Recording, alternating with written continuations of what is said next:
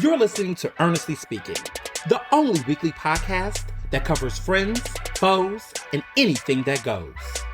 And now, for your badass host, Ernest Owens. And we're back with another episode of Ernestly Speaking with your host, Ernest Owens, myself. Well, it is a very snowy time in Philadelphia, the coldest it's been in years, and I am out of my house, snowed in, okay, but very, very warm, okay? Been enjoying some really great cuisine. A great curry that Mr. Johnson made. It was a great Sunday supper. It was a chicken Thai curry from Kalela, which is James Beard nominated again. But yeah, Kalela, we there's that recipe book that I told you about, and we made it again. It is just the perfect type of time to have some good, spicy, warm, comforting, brothy bowl, spoon, scoop, soothe, savor. It is all the things that I needed in this cold weather. But it is snowing. And listen, I don't know how many inches out there, but it's too big. Pause. I'm joking. Well, anyway, there's a lot of inches of snow outside. I have not been out my house since Saturday. We'll talk about where I was at and why I was out. It was very ice cold Saturday evening. But yeah, I have not been out the house. I mean, listen, this weekend, look, we got extra holiday. Okay, I thought MLK Day I was not teaching, but they didn't close the school. So there's no teaching for me on Monday. And part of the reason why I'm a little, I don't know how to describe this, okay about that is because I'm not going to be teaching on Wednesday because I'm gearing up for the Grammys. I'm going back to the Grammys. The Grammys are next Sunday, February 1st. But you know I love to go for Grammys week. So I will be heading out to LA on Wednesday morning. So I will not be here. I teach on Mondays and Wednesdays. And so I already had this on my schedule. Like, look, I'm not going to be here. You know, this and third, I already knew what's up. My students already know what's good. They know they got to behave. And, you know, I'm off. I'm off to the races, you know. But now they've canceled classes on Monday. I mean, pretty much this week is a wash as far as Philly affairs go. Like I'm just going to use this extra time to continue writing my book, you know. Listen, I got a book to write, so I'm working on that. And I'm going to be packing. Like, my clothes are done. I know what I'm wearing, but I got to get this suitcase packed, and I got to get properly packed. And I have worked. I have a nice 2-year streak. Yeah, 2-year streak of not packing hours before my flight the night before. I have realized that the sooner the better on packing the suitcase, because there's always going to be something you're going to forget.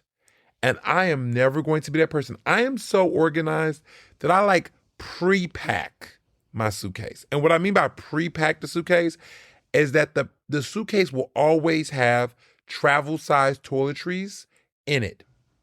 So I always have like what I call a travel set of toiletries that are just with all of my Kiehl's products, my skincare, all of my stuff that is travel sized, and it is there. Now, if I run out of something, I immediately replace it and put it in the travel toiletry set. So I am never going to run out of wipes. I'm never going to run out of toothpaste, mouthwash. All that stuff is already in the suitcase. Toiletries are very important because let me tell you something. I don't play about that. I don't play about my skincare. I don't play about my toiletries. That is crucial because I cannot just go to CVS, which I love CVS, but I cannot go to CVS and get any type of skincare moisturizer. Like, I don't play with my skincare. Like, I have to be consistent in my regimen. That is how I maintain the glow and the beauty. But that being said, the most important thing next is clothes and fashion. Shoes. Like, this is the Grammys. This is Grammys week. So we're never wearing the same pair of shoes. We're just not doing that. We're never, wearing the same outfit. Every outfit you'll see me wear, I've never worn before. Because look, Getty is going to be out there. Y'all know about Getty, okay? Getty Images. And so I will not be in the same outfit for a Getty image, because that's what the world sees, okay? That is the images that will be on red carpet, recounts in media, mass media, Vogue, all the publications. Like, I gotta be fit. So the outfits that you'll see me wear this week is the first time I have worn them. And so this is a big deal, okay? We're not playing games when it comes to the fits. Shoes, fashion, yeah, those are the big things, my hotel, my suite, all my stuff, all that's booked, all that's good. Outfits, clothes, tailored, everything fits the waist. I kept myself right. Everything is ready. Like, I'm excited. I got my nails done. I'm getting my hair cut on Tuesday, like right before. My nails got done by Lux Nails. Got them done before the snowstorm. Got my ring rebuffed and polished and everything. So I'm picking that ring up on Tuesday. I gotta keep the ring on and keep the studs, the diamonds shining, because when you go out there, you gotta remind people, baby. You see that? You see these carats? You see this sitting pretty? Don't even. No. Because let me tell you, listen, people be thinking that everybody out here gotta. Let me not go there. I'm just saying, LA. You gotta be dressed to the 10. You gotta be dressed to the 10, which is my number. So yes, I'm getting ready for that. The snow should be out the way. Listen, Wednesday, okay? The snow should be calming down on, Monday is like the last day. Everything should be calming down. Everything seems to be calming down already. I feel like this snowstorm is a little overhyped. But I will say, listen,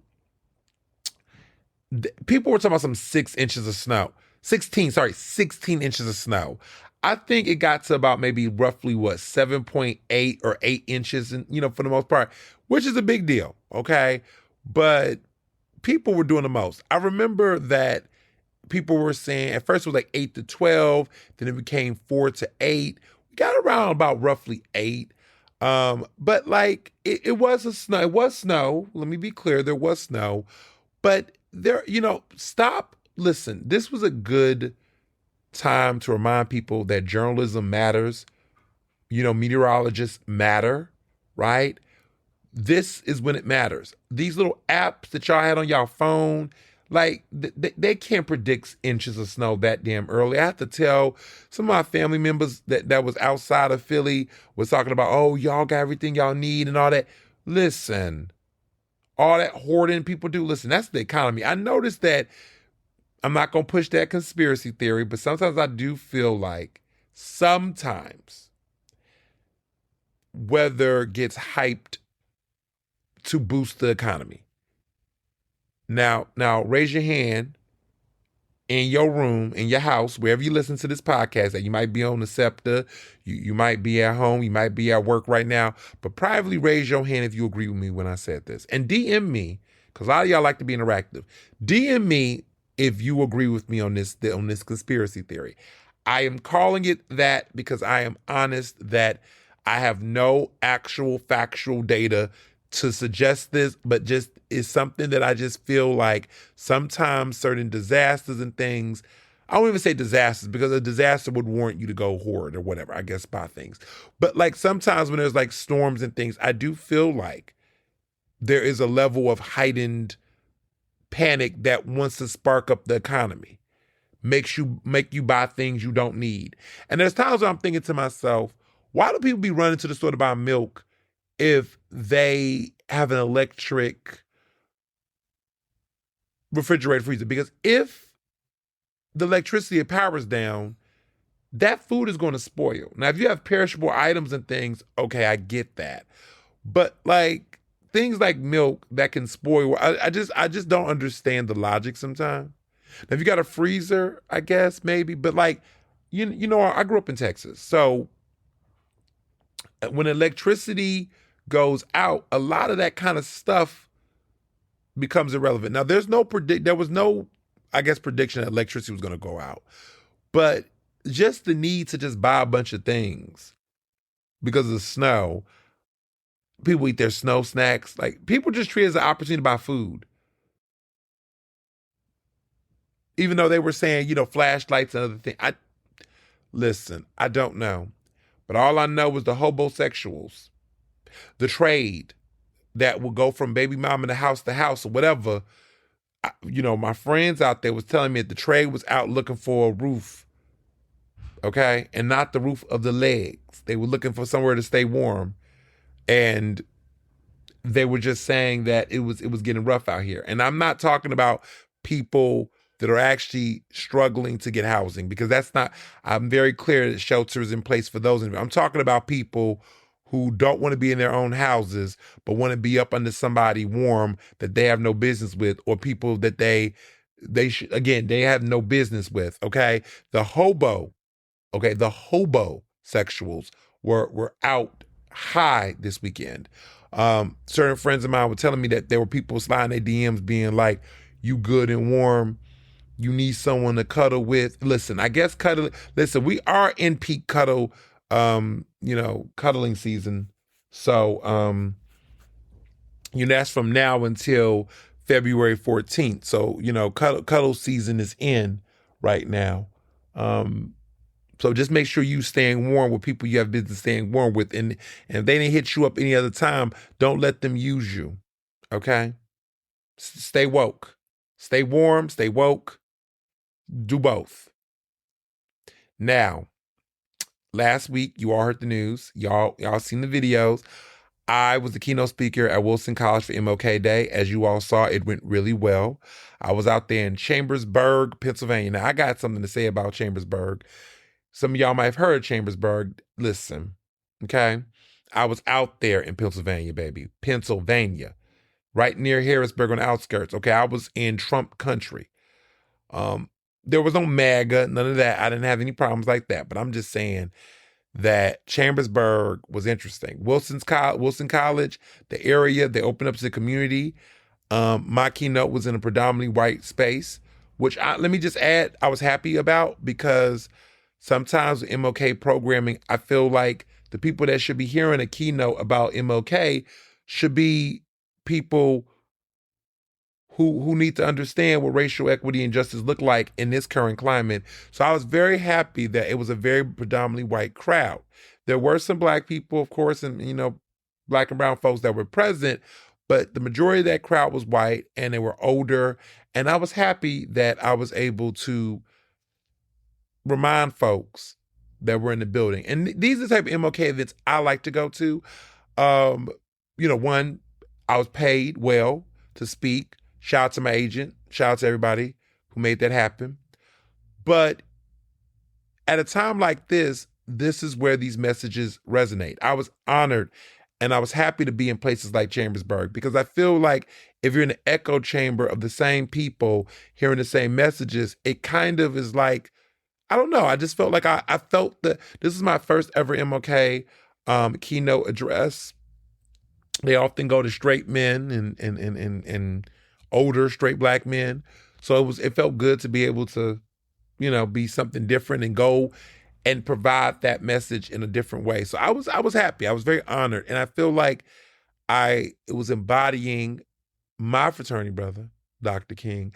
I was embodying what he would want to see done, because he went to uncommon spaces and spoke this type of message. And I felt that. And so you can listen to my keynote address that I gave. The link is in the bio on my Instagram and Threads and Twitter and, or X or whatever you want to call it. But the video's up there. There's also photos from the event, but it was a very touching time. So it was great. Now, here's what I put a Mission Impossible. What I was not prepared for was that Chambersburg, y'all, Uber and Chambersburg do not get along. There was a delay on my train getting to Harrisburg because there is no direct Amtrak stop at Chambersburg, PA. The closest stop is Harrisburg. For those, if you was looking at a map, you will realize that was already chaotic enough. So the way that my whole travel situation was initially set up was that I had a reservation for a hotel in Harrisburg near Hershey. And what was going to happen was that if my train landed early, which was supposed to land early, I was supposed to go to the hotel, check my things in, and then take an Uber out to Chambersburg to Wilson College. The distance between Harrisburg, the hotel I was at, so Hershey location was about maybe a 45, 30-minute ride between the hotel I was at and the train station. So that was the plan. Now, Amtrak station from Wilson was a good hour. Well, because of delay on the train, I pretty much had to take an Uber ride from the Amtrak station in Harrisburg straight to Wilson, which was a whole hour. So the initial reservation I was like, oh, maybe I can keep that and then get back. Listen, I get to Wilson, do my keynote, rock out. I have a dinner with the students, the Black Student Union there, do my thing. This wraps up around, I got off the train at 4:00, had to immediately get on, take an Uber straight to Wilson. My keynote address, y'all, was at 5:30. So I got to Wilson around 5:05-ish or whatever, 15 or whatever. Basically, sound check everything. It was immediate. I really pretty much got off, whatever. It worked out, thank goodness. I give my keynote, rock it out, have dinner, all that. It's about 8:00. So at this point, I'm like, okay, let me get an Uber from Wilson to take me straight to, Harrisburg. I'm going to take a 1 hour. So I'm thinking, y'all, couldn't get a ride, could not get Uber. There was no one who would accept the Uber ride. It was that bad. So this went on for hours. I want to say for a whole hour, I kept trying to get an Uber, could not. No one wanted to take it. I was doing Uber X, I was doing Uber XL, I was doing all types of things. These rates were ridiculous. So at the end of the day, I had to cancel my hotel reservation in Harrisburg, get a hotel at Chambersburg, which I was able to luck out and do, get that hotel, move my stuff around, so there was no reservation, no fees across the other end, get that hotel, get the Chambersburg hotel, take a hotel there. I had to then make a reservation, which I lucked out, Uber reservation, to pick me up at 6:30 a.m. to get me to the Harrisburg train station for 7:30 because my train was at 7:50. Was able to make that happen.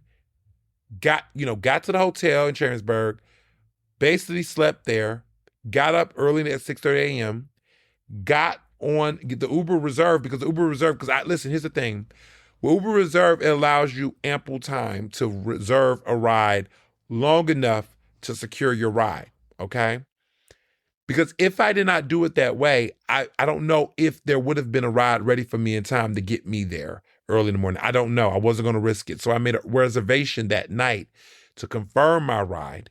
6:30, ride was confirmed. Of course, by then, had a driver. Driver picked me up at 6:30. I had a 1 hour ride to Harrisburg early in the morning, 7:30, got to the station, and then took the train ride on time, got to Philly, had another speaking engagement at Friends Central Select, was it Friends Select School, which is like a private school, had a talk about misogyny and toxic masculinity on social media and all that to these students, made sure everything worked out without a hitch, and basically got to Philly, got settled, made it on time, was good. Yes, this is the life of a showgirl. Made it work. But this is the behind the scene chaos that y'all didn't even know was going on. But it worked out. I had to use my strategic mindset. Fortunately, all my stuff was, my travel, all that was arranged. My agent was able to get everything taken care of. I didn't lose any, no money was lost in it, was able to make the conversion between the hotel reservation. It worked out. Shout out to Marriott. But y'all, Chambersburg, listen. The money was good. Shout out to Wilson College. But I'm just saying, I was like, I could have been stuck out there, y'all. I don't know what I was going to do. I never in my life thought that it would be hard to get an Uber somewhere in 2026 in America. Listen. And the thing about Chambersburg is that when I was there was definitely a lot of MAGA, a lot of Trump supporters out. There was no crazy there. Everybody was respectful or whatever, but, not the school. I didn't see it at the school. But just in the area, you got the flags out. They got the flags out, baby. They got them big, okay? Doug Mastriano supporters. I didn't even know people supported that. No, it was Red County, okay? But I was good. So it worked out. So this week I kept it really chill. I didn't really go to that many restaurants. I mean, this was a very busy week, as you can tell. But I did get a chance to see Clue, which is a play based on the Parker Brothers game. Entertaining as hell. It was very good. It's called Clue Live. So it's like a murder mystery was a multi-murder mystery that they solved live, and it's a national tour, and they stopped in Philadelphia. So I'm really excited about it. My brother and I went. It was really good. It was really good, actually. It was a great show. We watched it. It's currently at the Forest Theater, which is where Chicago, the musical, they're doing a national tour. They're going to be in Philadelphia in May. Now, if you all know me well, Chicago is my all-time favorite musical, my all-time favorite Broadway musical. I'm going to be there and all that jazz. I'm going to go at least 2 times. I've already made it very clear because, one, Jamarcus and I need to have a bestie hangout. We need to do a bestie. We need to go. He's never seen Chicago on Broadway. I saw it on Broadway during a wedding in New York City a couple years ago that I did not want to go to. But anywho, that was with Angelica Ross. Y'all remember this, for those who are longtime listeners. Angelica Ross played Roxy Hart. She was cool. I need to see it done in a more traditional way. Mr. Johnson and I went to that show. But Jamarcus never seen. So we're going to do a besties event. We're going to go together to see Chicago. It is one of my favorite all-time musicals. He loved the musical. We grew up watching the movie. One of the best musical film adaptations of all time, hands down. A lot of people try to reinvent a musical to film. Sometimes it works, sometimes it don't. But I think Dreamgirls might be number 2. Mr. Johnson loves Dreamgirls. It's his favorite stage to movie adaptation ever. But I love Chicago. But Dreamgirls is also up there as far as film movie adaptations. But we're going to go see it. And then I need Mr. Johnson and I are going to go see it. And I'm going to take my younger brother to see it because I just feel like he just needs to know what a all-time GOAT of musical is. Now, he's seen some musicals. We've made it a pastime to go to see shows. But I need him to understand. He needs to know why Chicago is a quintessential musical. It is my all-time favorite musical. Okay?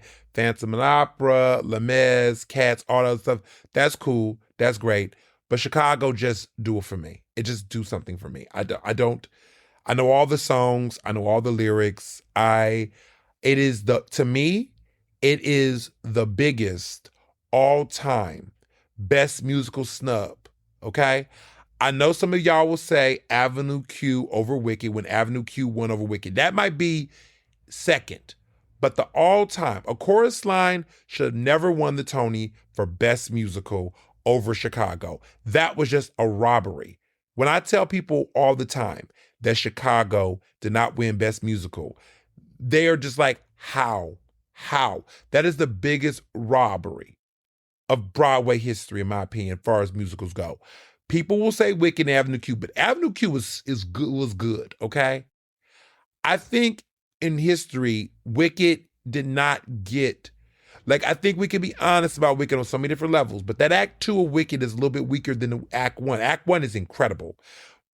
Probably one of the best, not the best, but one of the best first acts in musical history. Wicked has one of the best first acts of any musical. Definitely one of the best acts. Okay? I don't know who gets the crown, but I would say Wicked definitely is in the top 3 of best first acts for a musical. But the second act is a little weak. So one could argue that it winning Best Musical might not be that far of a stretch. However, Chicago gives you bangers. Act 1 and Act 2, fire. Both are fire. Both are fire. Okay? Both reach for the gun. Razzle dazzle. Mr. Cellophane. Like, y'all not playing with that second act in Chicago. Just as equally razzle in everything. What's my favorite song off the musical from Chicago? It changes, y'all. My mood, it changes. All That Jazz is just one of my favorite all-time Broadway openers. It might be my favorite Broadway opener. I feel like All That Jazz, to me, when I think of Broadway, when I think of musicals, I feel like All That Jazz is perhaps my favorite, like, Broadway musical opening. Like, I can't think of anything that opens a musical up like All That Jazz. I mean, it literally lays, you know what? That is my favorite all-time Broadway opener. Like, nothing beats that. Because it literally opens you. It's the best. Oh my goodness. Like, I was not trying to go into like full thespian theater professor mode, but like, it literally lays the plot out in such a way that is so seamless, tasteful, creative, imaginative. It does two things well. It attracts your attention, which a great Broadway musical opener should attract your attention. Let's just start from the basics. It's supposed to attract your attention, gets you fired up, but it's supposed to lay the theme of what the musical is about while also driving the plot and giving you the perfect introduction to lay the whole entire plot of the musical. I cannot think of another original Broadway musical that does it as seamless, as masterful, and as creative as Chicago. The Wizard, Wicked is cool. Wicked is good. The opening of Wicked, No One Mourns the Wicked, is good. Very strong. Very strong. But All That Jazz, just stylistically, choreography, like that Bob Fosse choreography, it's just excellent. If you have not seen it, and I've seen the movie and both do it well. But if you go online and look up the Broadway opening of it, it is masterful. It's genius. And I want all of you to know, Forest Theater, that second weekend of May, you better not walk, you better not run, you better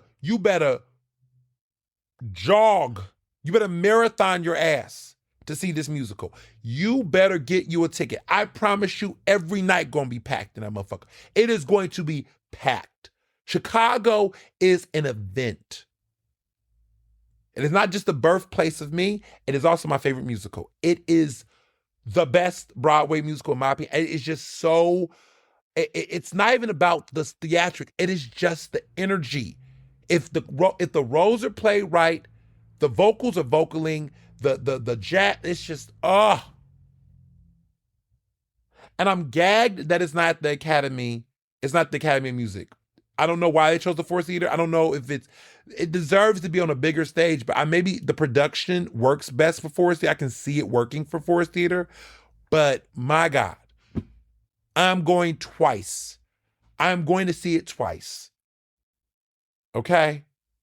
Listen, I just swear by this musical. I just swear. I feel like everyone needs to have this experience. Listen, I don't know. I might go 3 times. It do it for me, y'all. It do it for me. It just every single time. It is the best. I did the musical in high school, so I'm a little biased. I did the musical in high school. I was on a production. And actually do I want to tell all that right now? I guess. It's been many years. This is when it was on this production that I had a girlfriend. My girlfriend, yes, I had a girlfriend. I did this show my freshman year in high school. Freshman year, first semester. I had met my girlfriend, my last girlfriend ever. Lovely woman. Her name was Heather. She was Black. Okay, because y'all be like, Heather. No, she was Black. She was Black and Cambodian or Black and Filipino. I think it was Cambodian. But lovely girl, lovely lady. She was a sophomore. I was a freshman. She was the stage manager for the production. I worked under her. Did I do makeup? I think I did makeup. I think I was like a stage. I think I did makeup and other things with costumes, but I was a hand. We were dating. It was cute. It was a cute little relationship. You know, it was very nice. She was a nice lady. I was on that production. There was a guy who was there. He was in the choir. He was an understudy, but he was also in the company. He was a great singer. He's an incredible singer, actually. Like opera trained. He's a nice Black guy. We were the same grade. We knew each other a little bit, but on production, I was doing his makeup. I was helping with costumes.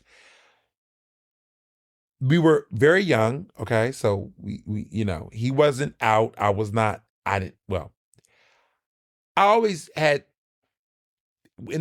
I knew in my heart I was gay, but did not speak on it or at that point in my life. Like it's kind of like I knew something was different, but let me be very clear. I did like my girlfriend, but when I think about it, I wasn't like sexually attracted to her, but we had a bond. To be clear, I've never had sex with a woman. Okay, just to be clear, never had sex with a woman. And we were young. I mean, I was 14. She was like, it was none of that going on. But I just was like, she was attractive. She was very pretty. Listen, let me be very clear. I got good taste. Just because I'm gay don't mean I can't see a pretty girl. She was very pretty girl. But, so I'm on this production. I was attracted to him. I'm working on costumes. I'm working on makeup. He was a little flirty with me, but we never spoke on it. We never spoke on it at the time. Gives me his number. I'm having all these feelings inside, but never speaking on anything. We began to talk every night after the rehearsals. I'm calling him. She's calling me. I talk to her. Our conversation's like 30 minutes, but I'm getting off the phone because I got to study, but I'm not really studying. I'm really talking to him. We talk all night. It's just like, we just have this thing. And I had a cell phone. It's like the time I had a cell phone and everything. This goes on for about 2 weeks during the production of rehearsals, and it's at a point where it's obvious to me that I'm developing feelings. I know was I cheating? I begin to sense I'm cheating because I feel like if I'm lying, and see, this is old school, right? I feel like if I'm lying and I'm not being honest about the conversation, then I have a guilty conscience. Like, let me be very, very clear. When I was on the phone with him in this phase, we were not talking in a romantic way. There was nothing about the situation that was giving anything that was like inappropriate. There was nothing that would suggest that this was inappropriate. Like, the conversations were just fun. Like, we were laughing and joking and just talking. I mean, there would be a little bit of occasional little things he would say that was a little suggestive, but nothing that was like, I felt like crossed the line. But I was catching feelings, and I knew I was, and I felt like it because I started to operate in a space of shame, meaning that I felt weird actually saying anything about the conversations. Like, I would get off the phone with her, he would call, and I would say, oh, I got to call you back. And I started lying. I'm like, why am I lying? Why am I lying? Why can't I just say I'm talking to my homeboy or whatever? Like, why do I feel like I gotta hide? Because deep down inside, I was catching feelings. And I feel like I was having what I could consider a brief emotional affair. This is dramatic as fuck because there was nothing going on. Let me just say that I understood the origins of what that behavior was at a very young age. So when I hear people, when I get older, I'm 18, 19, dating in college, I'm seeing stuff, I'm like, yo, I know what's going on. This is what it looks like. This is what this looks like. This is what it looks like to basically have an emotional affair. So I was seeing this in real time, what this emotional affair was looking like. So at a certain point, about the second week of this, or the third week probably, he pretty much opens up, frankly, and tells me that he likes me. And I was not hesitant. You know what I'm saying? I wasn't like, oh, he wasn't saying to me, you can't say this or whatever. You can't do this. You can't say this. He didn't say that to me. I mean, I didn't say it to him. I wasn't angry. I think he was worried that telling me this slightly was going to make me probably fall back, but he wanted to just shoot his shot. And he shot his shot and was like, I want to hang out with you tomorrow. Are you free?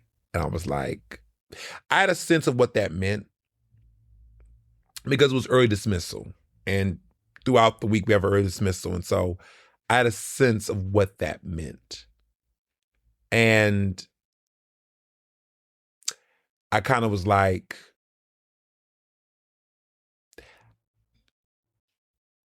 I let him know I was down. And I was like, okay, this is technically would be cheating at this point. I got to break this off with her because I don't want to, I believe in karma, and that's not who I am. And that's why when I hear people talking about DL relationships, all this, I was like, at that moment, I realized in this production in Chicago, I guess it carries some significant weight. It was clear to me in that moment, like, I'm gay. It's not that I wasn't sure before, but it was like, given the opportunity, would I? And I was given opportunity and I was not afraid. So I said, yeah, we can hang out tomorrow. And I knew what that meant. He didn't outright say what that meant. And I'm not going to get into any of those details. But I was like, okay. Rehearsal was over. I broke up with her. I did not out myself. I just said, hey, it's not you. It's me. I think we should just be friends. And she was a little bummed because I think, she really liked me. And I did like her. But I realized that my feelings and emotions for someone else was different. And I didn't want to. She's like, is it another girl? And honestly, I said it wasn't. Because it was another girl. It was another girl. I just said, I got some things I need to figure out. And I want to be friends with you, and it was cordial. It was a nice high school breakup. We was only together for about like maybe together as a couple. We was probably together for like a month and a half. Yeah.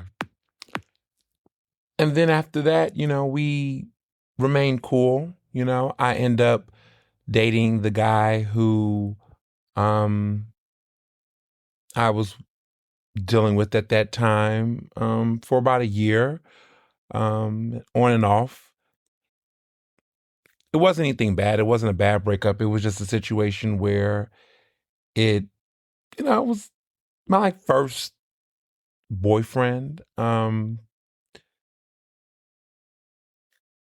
I came out later, down the road in high school, and me and her, she had moved on and everything kind of, sunset in its own way. I went on to date other people after that, clearly. But I will say the good thing is that he's out, now. He came out later down the road. I came out in high school, once I became an upperclassman, but he wasn't out yet until like, long after. But we maintained a level of cordialness, and to this day, we're friends. I think he's still in Texas, but we're cordial. He follows me on social media and sees me doing my thing, likes posting things, and is very like cordial. He's probably one of the few people, I would say, exes I have that it's nothing, but I mean, it was like 20 years ago, but like, he's somebody who can like something, or if we don't talk on a regular, I couldn't tell you what he's doing in his life except, what shows up on my timeline. But it's just funny, like how life is. Like you can go look back. I was like, that was like, wow, that was like right 20 years ago. Yeah, it was like literally 20 years ago. And how life happens. I would, so funny how a musical can be so transformational in one's life. Because I think about those songs and how those songs kind of like fit the dynamics of my like chaotic young love life. But, the musicals can transform you in that kind of way. That's the power of art. But no, that is my Chicago story. My Chicago story is like connected to my coming out story for myself. It's life. It's life. It is life. So, restaurants. I didn't go to any restaurants this week, as you know. We were snowed in, but that did not stop the world from talking about the James Beard semifinalist awards. Philly's looking good. Okay, we got 12. We got 12. Now, this was a big year for all the new restaurants. A lot of new restaurants had some shine. But, of course, there was those repeat honorees, right? So, for Best Chef Mid-Atlantic, Jesse Ito, Royal Sushi and Zakaya, he's almost like the perennial like nominee. Like he's almost like every year is going to be a Meryl Streep nomination if she's in a new film, and a Jesse Ito nomination. Honestly, I'm not even going to do that to my girl, Miss Streep. I'm not going to do it to Meryl Streep. I'm thinking about Diane Warren. Like, we're going to talk about her later, but Diane Warren has been nominated, like, this woman has been nominated so many damn times. They play with my girl, okay? And I'm talking about, she's got a Grammy, she's got an Emmy, she's got 2 Golden Globes, she's won several different awards, but she, for the life of her, she's 69 years old. I met her. Actually, I met her at the Grammys a couple years ago. She's iconic, okay? This woman has made some of the biggest hits, okay? She's been a part of some of the biggest hits of all time. Okay, If I Could Turn Back Time by Cher, Because You Loved Me by Celine Dion, How Do I Live by Leanne Rhymes, I Don't Want to Miss a Thing by Errol Smith. I mean, she's legendary. Legendary. Now, when it comes to Academy Award nominations, it's wild. She was a writer on Have You Ever by Brandy. She's written for Taylor Swift, Gloria Estefan, and NSYNC. If You Ask Me To by Celine Dion.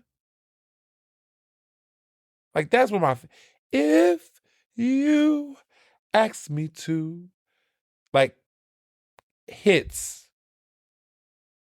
Like, hits for days.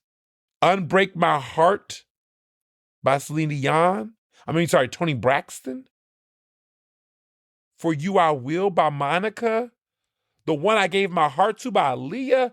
Like, I Turn to You by Christina Aguilera. Like, Diane Warren is that girl. Okay? Y'all not going to play with her. You're not going to play with her.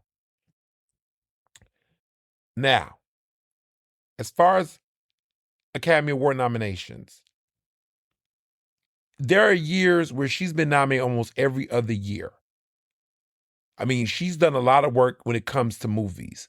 Like, this woman has, I'm trying to remember the number. I want to say 1, 2, 3, 4, 5, 6, 7, 8, 9, 10, 11, 12, 13, 14, 15, 16, 17 Academy Award nominations for songs she did in films. Okay? For songs that she wrote for films. Some of the ones that you all know. I Don't Want to Miss a Thing from Armageddon. She wrote the song Stand Up for Something for the movie Marshall. Nothing's Gonna Stop Us Now from Mannequin. How Do I Live from Con Air. Remember How Do I Live? She wrote that. Did not win an Oscar for that. She's written so many songs for movies and have not won. Crazy. Crazy. Like the queen of writing. Till It Happens to You from The Hunting Ground. That was one of my, that was the song by Gaga done that song. But the movie The Hunting Ground, which is a powerful film, it's a documentary about, it came out like 10 years ago in 2015, about sexual assault on college campuses and the failure to report college admissions. Like, basically about how the reporting of, like, basically about sexual assault in college campuses and how colleges fail to report these things and deal with it adequately. And it's called The Hunting Ground. It's a documentary. It came out in 2015. It's very powerful. It's very timely. Definitely encourage people to watch it if you haven't seen it. But there's a song that they did for the documentary called Till It Happens to You. Lady Gaga performed it at the Oscars. Diane Warren wrote the song. It was one of her best film songs ever. Just fun fact. It's on Netflix, by the way, if you want to see it. But it is a very powerful song. And think about literally the name of the song. It's called Till It Happens to You. Yeah. One of Gaga's best songs ever, even though it's not her song, but her best performed songs. definitely in the top 10 of all time, like Gaga songs for me. But I say all this to say that Jesse E2 is the Diane Warren of the James Beard Awards. He's never won one, but like he gets nominated every year for Best Chef Mid-Atlantic at this point. So like this is like maybe the fifth or something consecutive year. I mean, it's nonstop. Amanda Schulman of Her Place Upper Club, and for a second consecutive year, Omar Tate and Sybil St. Aude Tate of Honeysuckle. So, yeah. Other chefs that were nominated this year, some newcomers that are in this category, is Pietramala, which is the vegan restaurant. They got the Michelin Green Star. Randy Rucker of Little Water. They got nominated as well. James Beard Award for Best Chef Mid-Atlantic winner Greg Vernick. He is now nominated for Outstanding Restaurateur. He won in 2017. But now he's nominated for a new award. He won Best Chef Mid-Atlantic. That's Greg Vernick. Y'all know Vernick, one of my favorite chefs in the city. He has Vernick Coffee Bar, which is like my favorite place to get lunch in the city next to the Love. He also owns, of course, Vernick Fish, which I go to almost like every year. And of course, Vernick Food and Bar, a food and drink, which is his classic original restaurant, which is one of Mr. Johnson and I's like favorite date night spot, like really fancy dinner date night years ago. Still a classic. So he's nominated for Best Outstanding Restaurateur. And then Nook from Kalela, it's finally, and she won Best Chef Mid-Atlantic herself in 2023. Now she's nominated again for Outstanding Restaurant. Kalela is nominated for Outstanding Restaurant. Now Philly has won this award in the past 5 years 2 times. Y'all know the faves. Zahav by Michael Solomonoff won. And then shortly after, Friday, Saturday, Sunday won a couple years ago. So Philly, I mean, Kalela could win. Don't sleep on Kalela. It's very good, clearly. Some other nominees that stood out. Emerging Chef semifinalist is Frankie Ramirez's Ama. Okay. Best New Restaurant semifinalist is Emmett. We just went to Emmett last month. I told you about how I loved Emmett. I got a chance to finally experience it. I think this is definitely one of the best new restaurants in the country, and I'm happy as a semifinalist. And then there's an outstanding pastry chef or bakery semifinalist, which is Justine McNeil of Flory. Also, Friday, Saturday, Sunday's Bar in Rittenhouse, it's Lover's Bar, is now nominated for Outstanding Bar. It's already won like Best Restaurant. Now it deserves Best Bar. Like if it wins Outstanding Bar, which it does deserve. It was nominated last year for Best New Bar, which was a new category, but it didn't win. But I think it was a semifinalist. I don't know if it won. It didn't win, but I don't remember if it got the nomination. Maybe it did. But it was in consideration for Best New Bar last year. This time around, it is being nominated for Outstanding Bar, which it deserves. It is one of the best bars in the city. Like Friday, Saturday, Sunday is like the best of like, it's like I told you, it's my favorite restaurant. And part of the reason why is because everything there is great. The drinks are great. The food is great. The happy hour is great. Like everything about that place is great. Like that is an overall outstanding restaurant. Some place you go to, the dinner's good, but the drinks are not that good. Or the drinks are good, the vibes are good, but the food's not good. Like everything about that place is magical. It is my favorite restaurant. Okay? That has not changed. It's number one. There's a lot of other great restaurants, but that's my favorite restaurant in Philadelphia. Love me some Friday, Saturday, Sunday. I got to go back very soon. I was actually just talking about that. I go every year in some type of capacity. Normally it's like Valentine's Day, but we're doing something different for Valentine's Day. Stay tuned for that. But also, Philly Mag just dropped its 50 best restaurants. I'm not going to go through the whole list. I'm going to go with the top 10 list. And I want to just say that this year, something historic happened with this list. Long overdue in my opinion, but we'll get to that in a minute. But I want to say the 10, this is the first time I agreed with the top 10. Now the order, debatable, but for the most part, the 10 they got, I like. The rankings, I'm a little fishy on the rankings of some of it, but I like the list. I will say the top 5. I agree with the top 5.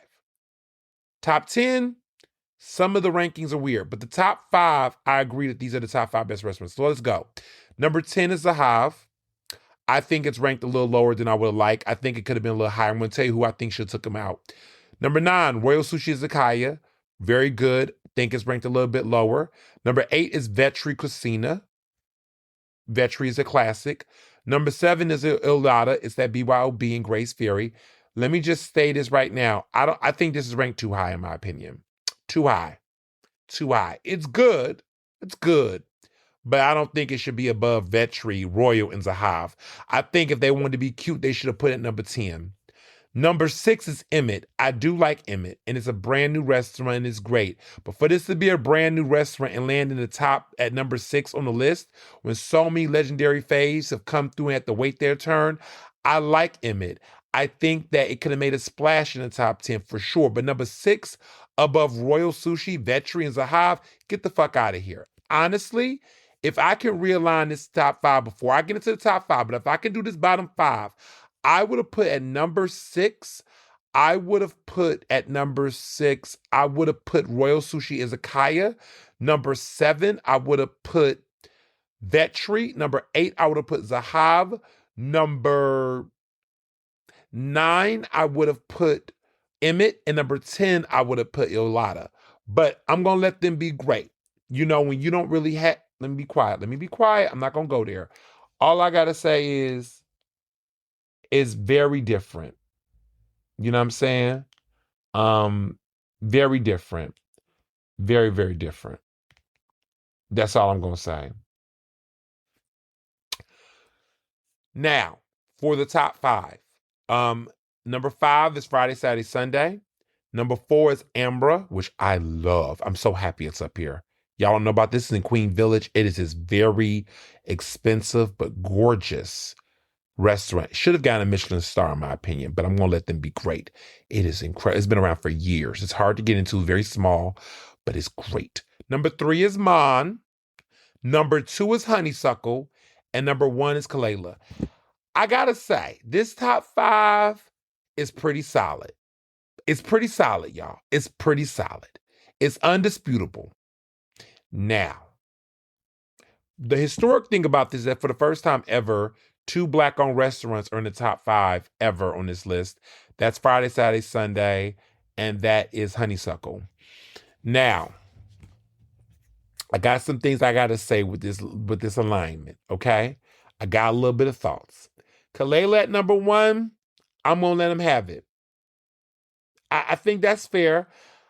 I'm not going to be biased. I feel like across the board, we can all agree Kalela should be number 1. I'll let it be number 1. I'm not going to fuss. Now, y'all know my favorite is Friday, Saturday, Sunday. But I think Kalela being there is fine. Fine. Okay. Now, if I had my rankings, okay, because Honeysuckle's brand new. Honeysuckle ain't been out for a year yet. I think just became. It's land number 2. Now, I love them. I like them a lot. They should be in the top 5, but let's do this re-ranking a little bit differently. All right. So, for me, number 1, I'll put Kalela there. Listen, top 2, I'll let y'all have it. I'm not going to argue too much. Let Kalela be number 1 for the girls. Number 2, Friday, Saturday, Sunday. Hands down. It's been number 1 before. It's still my number 1 in my heart, but it should be number 2. Stop playing with it. Number 3, I'm going to let y'all have it with Mon. Mon can be number 3. Hard to get into Reservation in the City. No doubt about it. I'm not arguing with it. Number 3, Mon stays at number 3 for me. It's definitely in the top 3. It's in the big 3. Okay?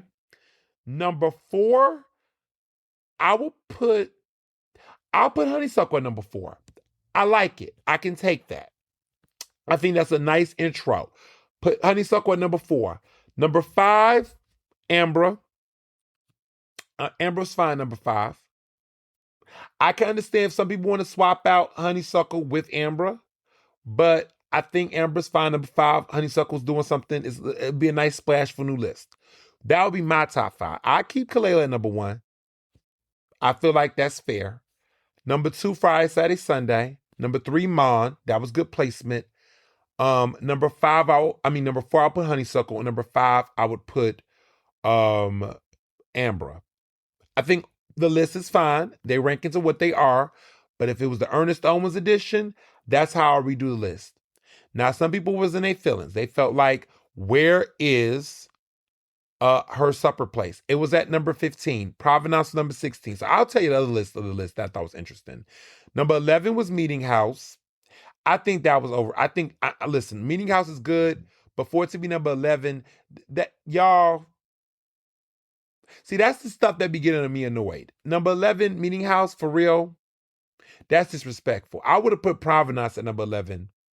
Number 12 is Roxanne. It's okay. It's not bad. But again, what are y'all doing? What are y'all doing here? 12, not saying it can't be in the 20, but whatever, right? Number 13 is Pietramala. Fine. We need some vegan representation. I get it. It's fine.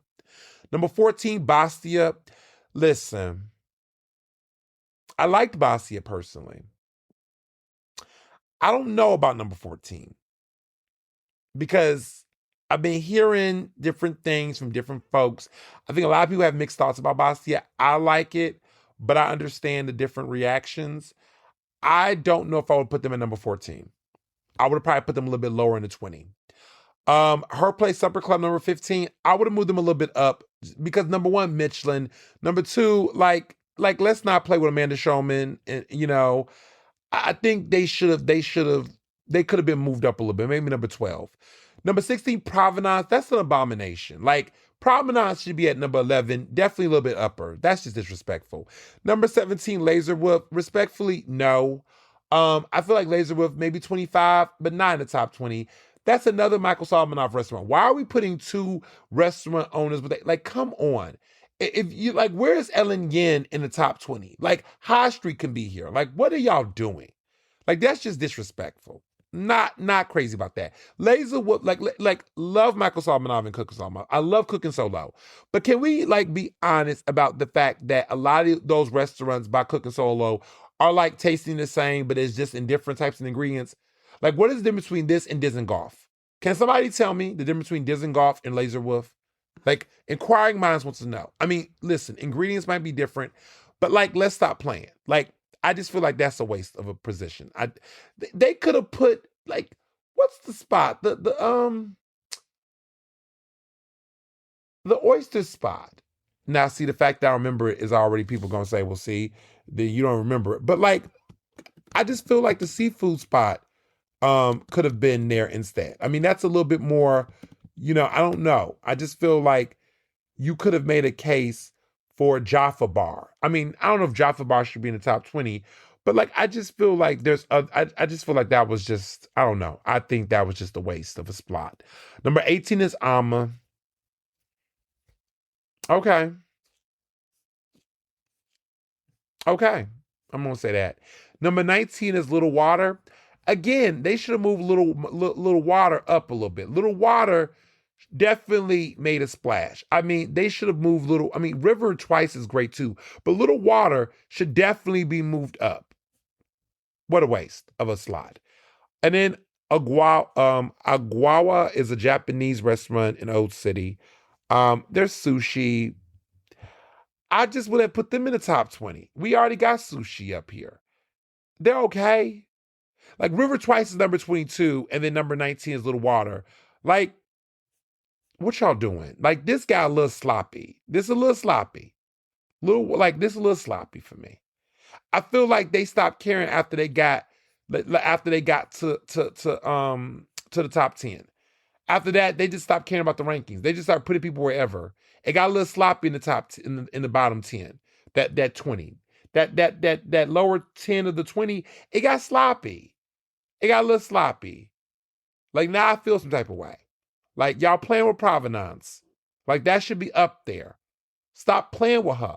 Like, it's almost like they want to hate on it. And I'm not talking about Philly Mag specifically. I'm not saying them. I just feel like the restaurant critics in Philly, they wanted this restaurant to fail so bad. They did. Nobody believed in it but me. Okay? I believed in it from the jump. Nick Bassick knows that. Like, he knows. I stood 10 toes down. I knew what he was trying to do, and I believed in it. I went there like way back when in 2024. I went, and I understood it. And I remember all these haters and these different food writers was just asking all these questions. And you know, when journalists ask questions in a certain type of way in food business, that's their shady way of being like skeptical. They really did not want this restaurant to be great because they questioned the price point and everything. He is doing real work. Out of all the restaurants that got Michelin star next to Friday, Saturday, Sunday, that restaurant deserved it. I've never been to a restaurant in Philadelphia, in my opinion, that had that same level of Michelin star excellence on that scale. Like on that New York scale, that 11 Madison Park scale. Like, listen, Friday, Saturday, Sunday is a great restaurant, right? Definitely deserved it. But I'm talking, there's a certain type of styling and culture.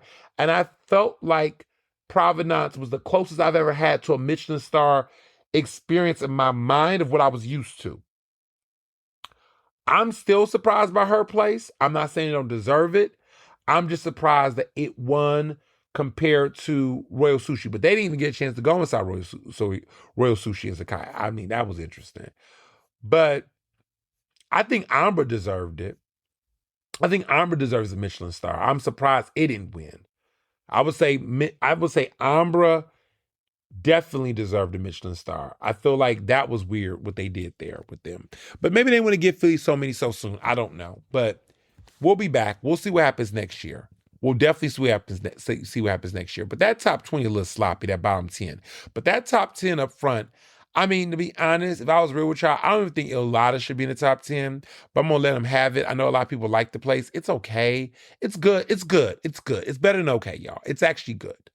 I just don't know how I feel about it being at number 7. I think that's just the caucasity of it all. But I'm going to move on. So this week on The Record with Ernest Owens, my show on 96.1 FM 900 AM, Progressive Black Talk Media, I had Councilmember Nicholas O'Rourke for a very spicy interview. We're going to talk about the interview later on the show, but I want you all to know that you can listen to the episode. It is a bombshell. There is some tea that was spilled. We got some interesting insight about some things. And I now have pretty much my conclusion of what I think is going on with the park administration pertaining to ICE based on that interview. You're going to hear more about that soon. But before we get to hot topics, I want to just say I got some big news. You all probably know the news because I already shared it. But I am proud to say that there is a second member in the Litt brothers. And there's a second member in my family. They're now members of Alpha Phi Alpha Fraternity Incorporated. My little brother, you know, the one who graduated from Temple, is now my frat brother. And, you know, Dr. Gio, my Litt brother, they're line brothers. They're both new brothers, initiates of my beloved fraternity. We're now Alpha brothers. They crossed this past weekend, on a nice cold Saturday. The coldest Saturday we've seen in years. They crossed. Their line crossed. Their line names, numbers, all that will be, you know, announced later, you know. Won't tell all that now, but I am a proud prophyte. I have now, if you're in Greek world, you know what that means. I'm no longer Neo. I'm a prophyte. They crossed my chapter, the Mighty Road chapter, the first Alpha chapter in Philadelphia. They crossed this past weekend. I was there, saw my brother get his letters, saw my lit brother get his letters, and it was a beautiful experience. I feel like I've graduated to the next level and was able to, keep the legacy going. So we all just got a lot more in common, and it's gonna be great. So you're gonna see lots of pictures.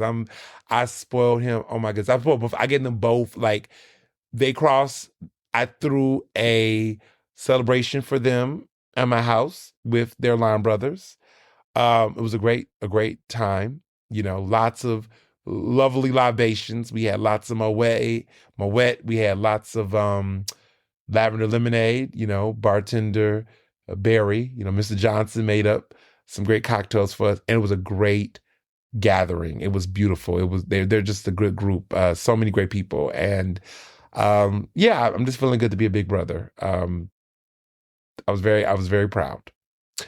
And yes, there's gonna be lots of pictures, lots of photos, lots of us doing our sigh and our all our letters, and they both got lots. I had so many gifts for George. I had so many gifts for my brother. He got so many jackets and shirts and bracelets and all the swagged out. He's gonna be in all his alpha gear. He's so hyped. And so this is just a very, very much verklempt. Very, very happy. I've been I can keep a secret because y'all was like, what? Whoa, whoa, whoa. Had a little moment on the internet. But yes, we're alphas. So just keep going. Now my younger brother, he got some time. He's 15, the baby brother. But three's a charm. No pressure to him, but there's always opportunity there. But I'm happy. It's such a legacy. And for him to do it in my chapter, because he went to Temple and and all the things, but he to be, I was his recommender. So, in order to get in a fraternity and in a group, you have to be, sponsored, recommended by people, things like that nature. So I had the opportunity to be both their recommenders to bring them into this incredible fraternity. So very, very happy. My lit brother is now my frat brother. My birth brother is now my fraternity brother. And now all three of us are alpha brothers, alpha men. So if you see, Dr. Gio and, tell him congrats. If you see my brother around town, y'all be seeing him more than I do sometimes. Tell him congrats. And if y'all in the Divine Nine, show him some love. You AKAs, he is single, While I cannot marry AKA and have first family, I'm married to a GDI. Goddamn individual, a man who's not Greek. And y'all was like, oh, Mr. John. Listen, my husband has no interest in Greek life. Don't think the conversation has not come up. He's very much like, y'all got that. He is not interested.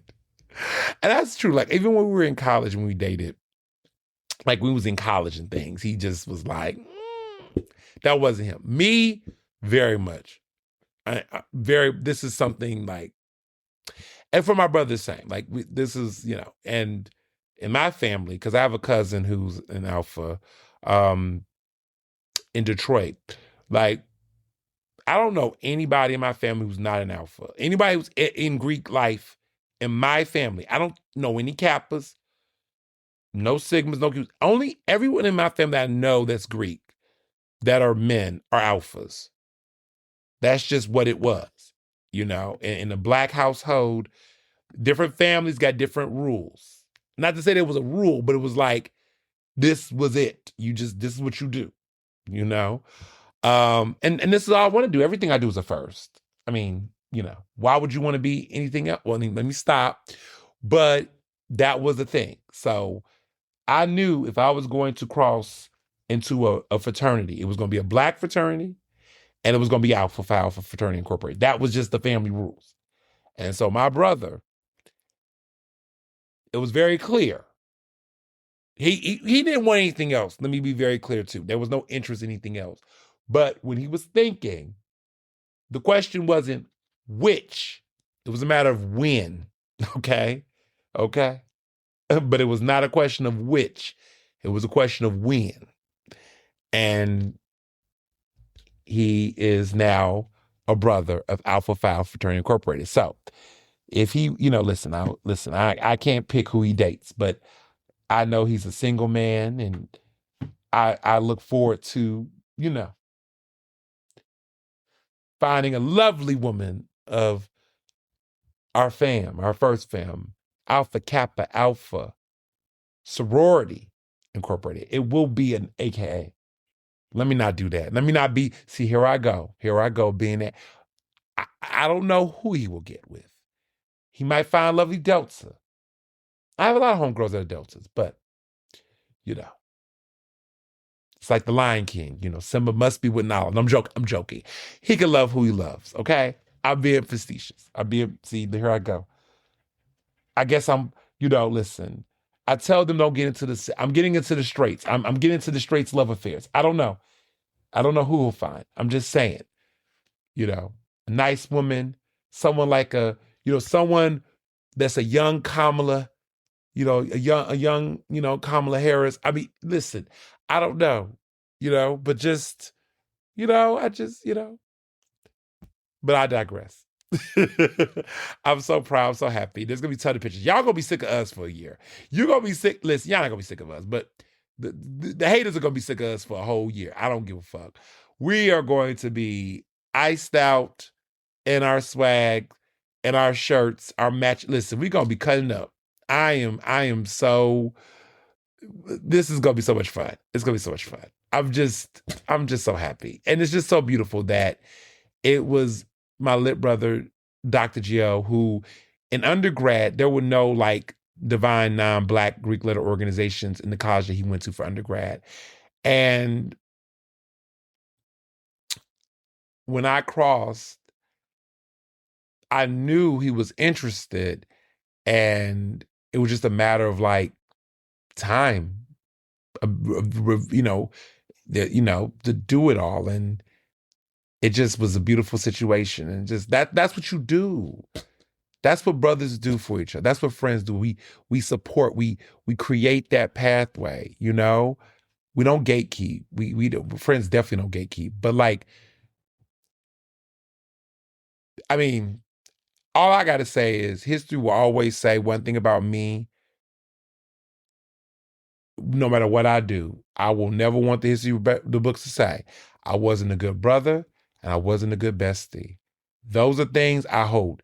No one will ever be able to say I was not a good friend and I was not a good brother. Husband as well, but only one person can verify that.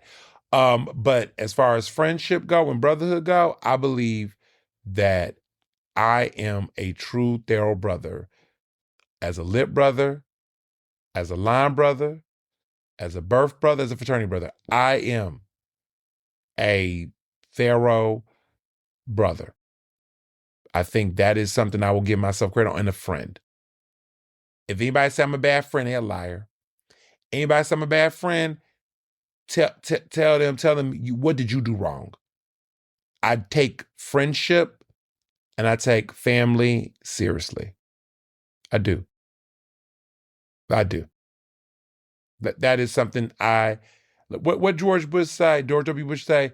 He said, no one's coming with my faith, family, and friends. It was like, okay, W. But that's something I'm very serious about. I am very serious about that. I am. I will, you mess with my friends, you mess with my family, you mess with my friends, I will fuck you up. I will. Won't get into all the stories. I won't keep it cute, but don't mess with it. That's my, I listen. I cut up. Very, very happy for them. Very happy to be a part of their crossing, for them to come to my chapter, to our chapter now, our house, the 16th historic house. Prestigious. Okay. We are like the Ivy Leagues of the thing. I mean, not that you get what I'm saying, but very happy, very proud. And so if you see them, tell them congrats. Listen, if you're Divine Nine, you want to know their crossing date. For those who care about Alpha anniversaries, for those who want to know, it was Saturday, January 24th. That is their, Alpha anniversary date. So ladies, gents, people that want to know, want to give gifts, want to do all the things, that is their date. So, yeah. So let's get into hot topics. Listen, Trump is going at it with Minneapolis. The world is seeing. This decision to have ICE there is reckless.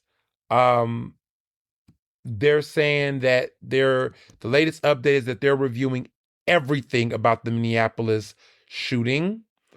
Obama and the Clintons are urging Americans to stand up as more people continue to get killed.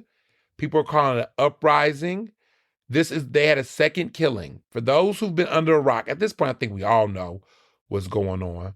But if you do not know, another person has died. Another person has been killed.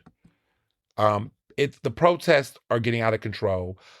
Federal officials will not answer critical questions about the agent's killing of this man, this nurse, this ICU nurse, Alex Peretti. He was killed. This marks the second time a Minneapolis resident has been killed by federal officers this month. The outrage around this immigration crackdown, this man was a U.S. citizen. This man was not trying to, resist or create any problems. This man was a decent man. And now people are calling the inflection point. People saying this is the tipping point. People saying this is the last straw. Let me tell y'all something. As a Black queer man in America, I understand the outrage. I am angry as well. But when you're in a constant state of rage and outrage as a Black person in this country, to hear people say this is going to be the last straw,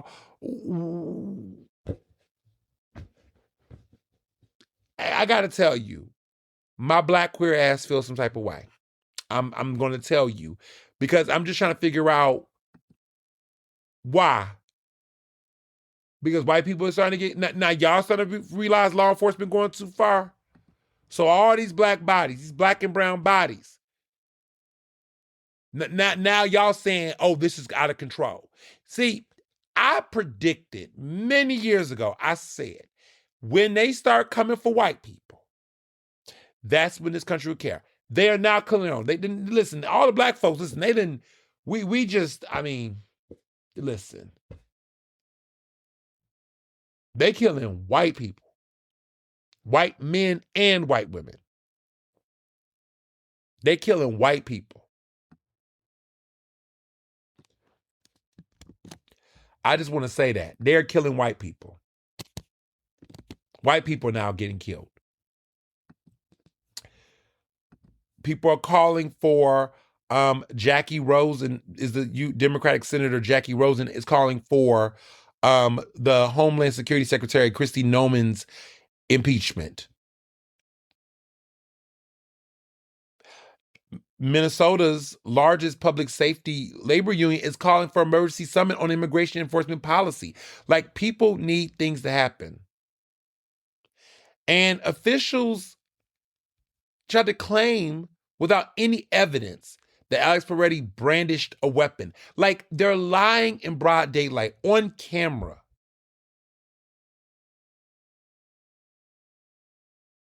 They tried to label him as a terrorist, as a domestic terrorist. Like, reckless.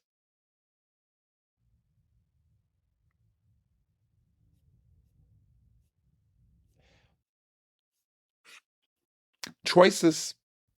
These are choices. He's showing his ass in Europe over Greenland. It looks like Trump has been showing his ass this past week. The Greenland thing in Europe, like Davos, we can't even get into all the craziness with Gavin Newsom and all that. Ridiculousness on the world stage. He's starting to renege on those European Union tariffs. He was threatening to impose tariffs because of the push over him wanting Greenland. He has slowed down and softened that. Let's also talk about the fact, and no one's talking about this, and it's been very low key, but the Department of Education, I don't know if y'all been knowing this. There was an article in Higher Education about it, but they've been like laxing on their enforcement around DEI and race coverage on college curriculum. Now, there's still something going on, but as far as like education, they're not really pushing and they're laxing off of those mandates that initially was trying to reduce the study of race and things of that nature in curriculum and DEI. They're trying to slow down on some of that. They're not really being as aggressive on that front. And it appears to be coming from the Department of Education, is I want to call it being laxed. That's what it's looking like. They're basing halting efforts to implement controversial anti-DEI. That was a letter. Basically, the agency is dropping its appeal in a court ruling against guidance aimed at ending race-based programs in schools. So they're halting their effort to implement anti-DEI because it was very controversial. So I don't know if you all heard about this, but last year it was a February 14th called a Dear Colleague letter. And it basically cited the U.S. Supreme Court decision in that case against Harvard, which banned race-conscious college admissions practices. They said that, that was the reason they were going to pare back diversity, equity, and inclusion initiatives in education. That's what they were claiming. However, last Wednesday, the Department of Education signed a joint motion basically dismissing this appeal in a lawsuit that would have allowed them to push forward with their anti-DEI policy. So now they're abandoning the appeal, and that is they're basically signaling that they're effectively stepping back from trying to enforce that policy. So in other words, I'm going to tell you what came from the statement. This was said by the AFT. This is the president for the Teachers Federation, American Federation of Teachers, Randy Weingarten. She said this in a statement recently. She said, in this case, with the stroke of a pen, the administration tried to take a hatchet to 60 years of civil rights laws that were meant to create educational opportunity. Okay?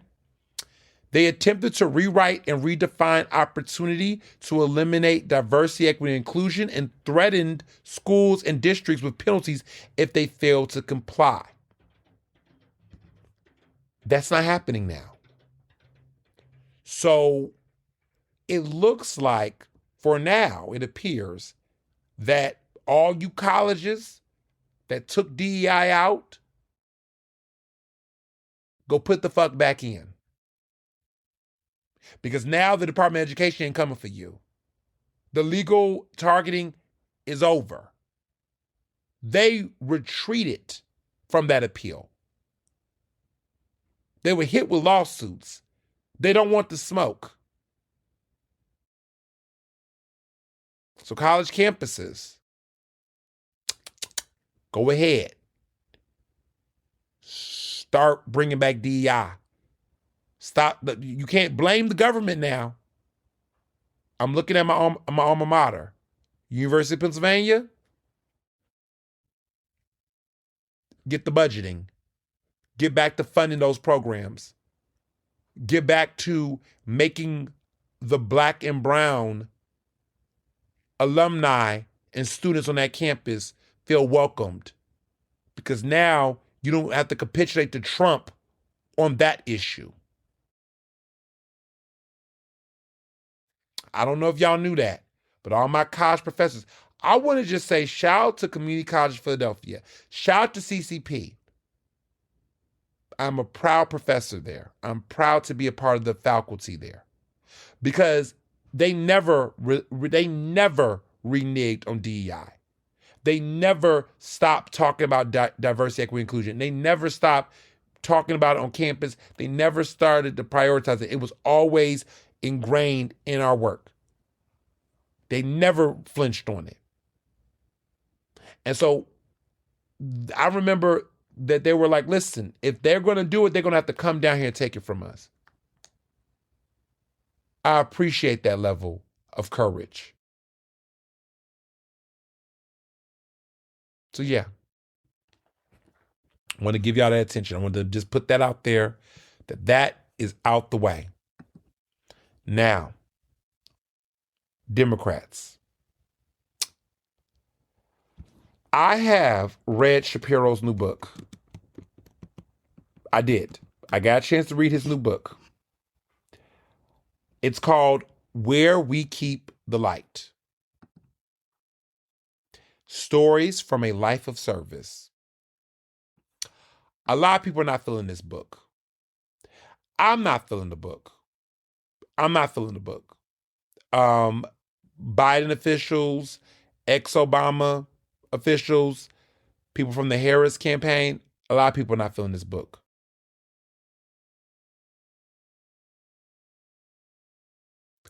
The biggest headline, there were several things. Let me tell you some of the things I observed in the book.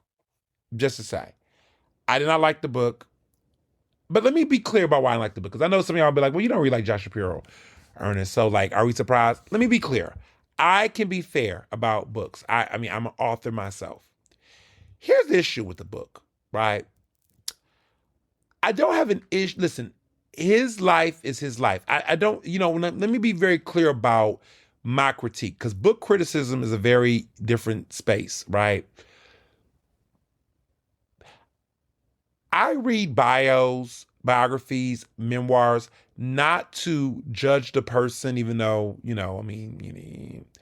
that's not what it is. It's about how vulnerable, how open, how clear, how focused they are in telling their story. I may not like their life choices, some of them that they made, but I can appreciate the level of vulnerability.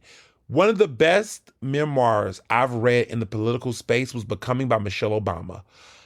That might be one of the best political memoirs I've read in the last 10 years.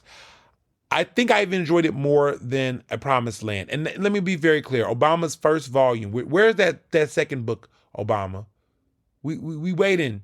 But the first book, though, I did enjoy it. It was good. But I've read so many of his books. Letters from My Father.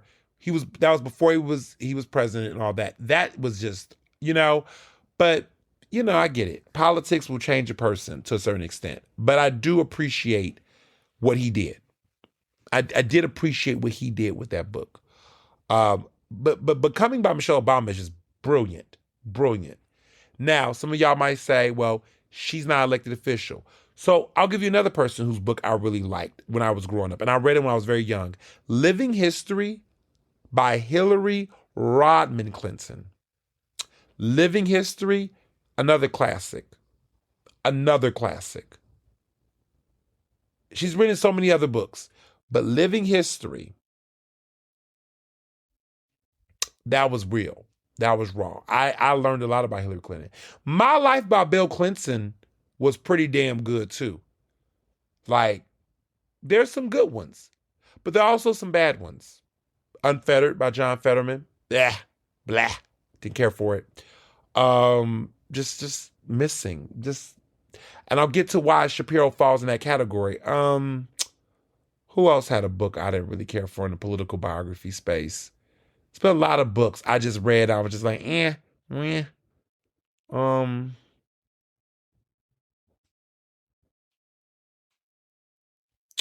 don't know who Cory Booker trying to be. I don't know. The other Westmore I liked. I did like it. There's been some disputes about some of the details in that book, but I did like that book. I did like that memoir. It was pretty solid.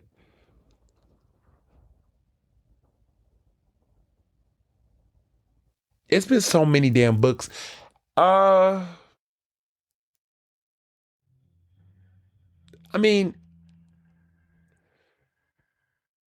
Harris has not written the book.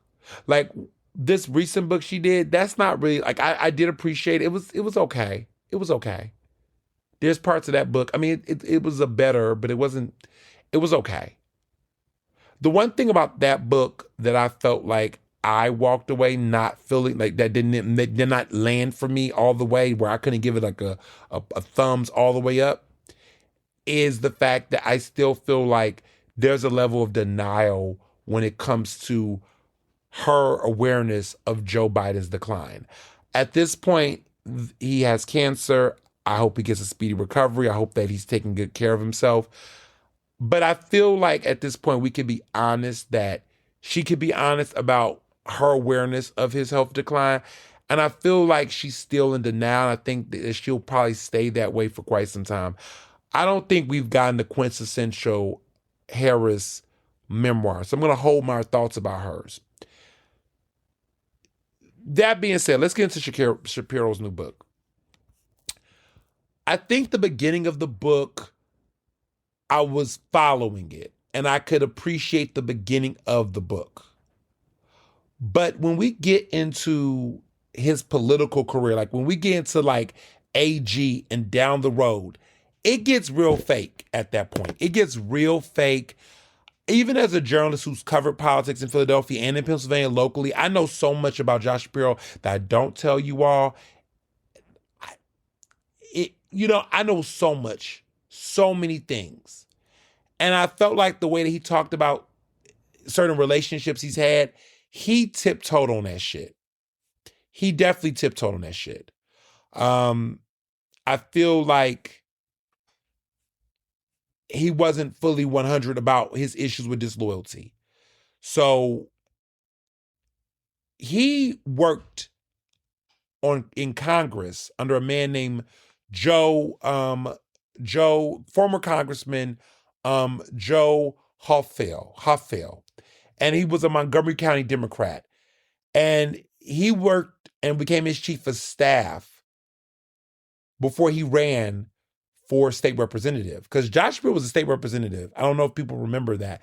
But he was a state representative, attorney general, governor. There's a lot of conversations about the fact that he backstabbed former Congressman Joe Hoffel. It's messy. He frames that situation by saying that basically the guy who was basically his mentor was struggling politically, and he said that he would not run against him, but then said he also would not run with him. Messy. Hoffel decided not to run eventually and said that loyalty is not Shapiro's strong suit, is what he said in the past. And he still stands by that loyalty is not Shapiro's strong suit. That is something that has been said about Shapiro throughout his entire political career. People call him a backstabber, people call him a snake. They say that about him. Many reputable Democrats in Philadelphia, throughout Pennsylvania, that's what they say. You got to watch him. But before we get to the ugly, because that is ugly, let's get to some of the good. Yeah, I'll say some good things.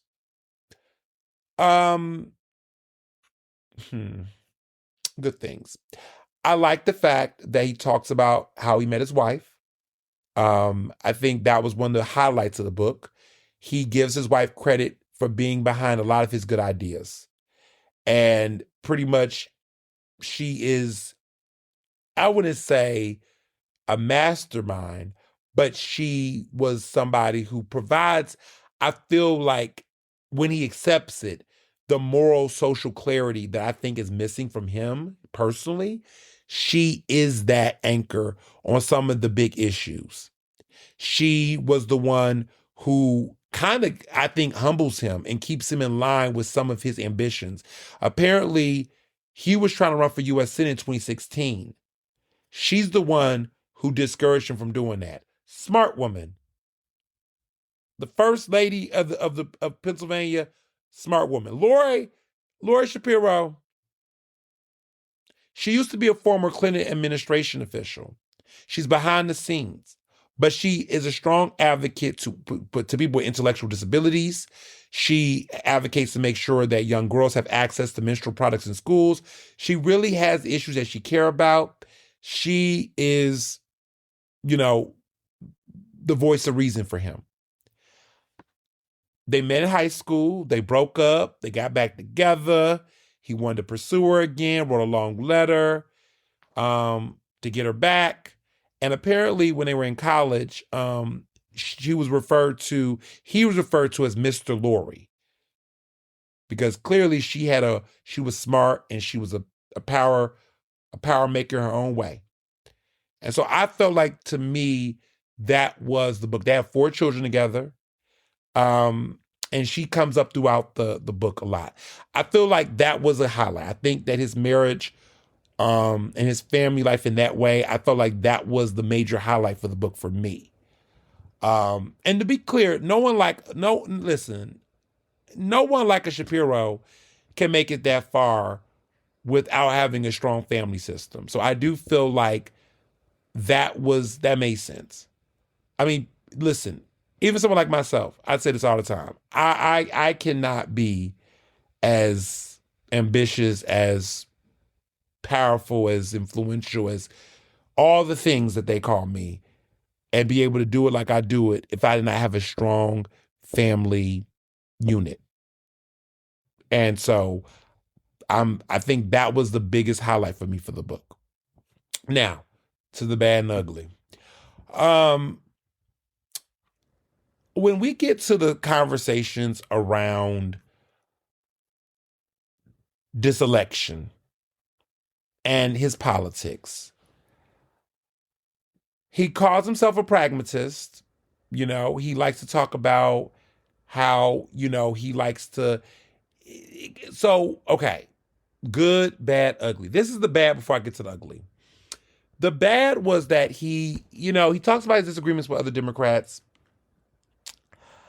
He says he didn't really care much for how Democrats handled the COVID closures. He didn't really care much for the mask and vaccine mandates. What? Listen, again, I personally struggle with that. I think my issue with it was when I was reading this in the book, I didn't understand fully, like the whole conversation about the team pushing back, having thoughts about COVID-19 closures. He's proud to have these disagreements with Democrats. He calls himself a pragmatist. He talks about how he challenged the party. I think for me, what I struggled with in that section and throughout the book about that was that I never really understood what was his alternative. Like, okay, you disagree with your fellow colleagues on this issue. Well, what do you propose in lieu of? Right? I never got enough of that. So, okay, you felt like they could have handled the COVID-19 closures differently. Okay, what would you have recommended then? Because just saying that alone is not strong enough for me. Like, okay, the mask and vaccine mandates. Okay, you didn't agree with that, right? Well, then what would you have proposed in lieu? What was the answer to you and why?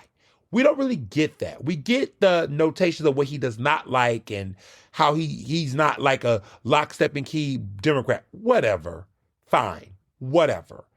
But if that's the case, well, what would you have done differently in those situations? And remember, hindsight is 2020, because where we were at that time, I just really give a lot of grace to the Biden administration, because what was the alternative was what Trump was doing, and millions died. So I kind of felt like I'm okay if you want to say you disagree with Democrats on stuff, because I disagree with them on shit too, right? But I'm going to give you a step-by-step breakdown of what should be done. We're going to do that later on in the podcast when it comes to the Park administration. Trust and believe. I can't stand when they keep saying, what should we do? What can we do?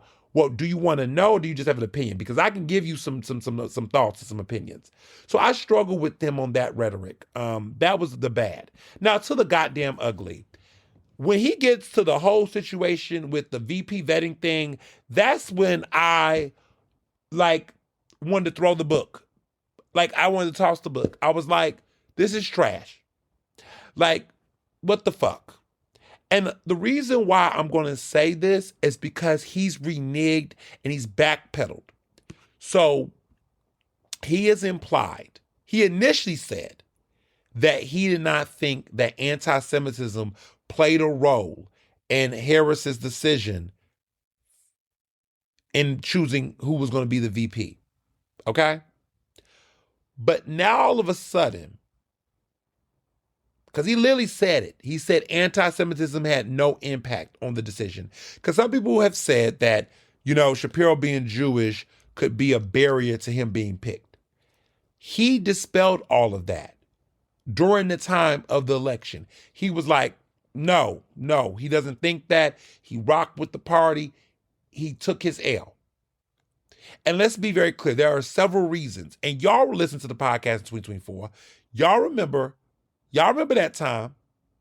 I gave several reasons why I did not think that Shapiro was a good pick for Kamala Harris. I thought that should have never happened. And I had several reasons. And none of it had to do with him being Jewish. And none of it had to do with even him.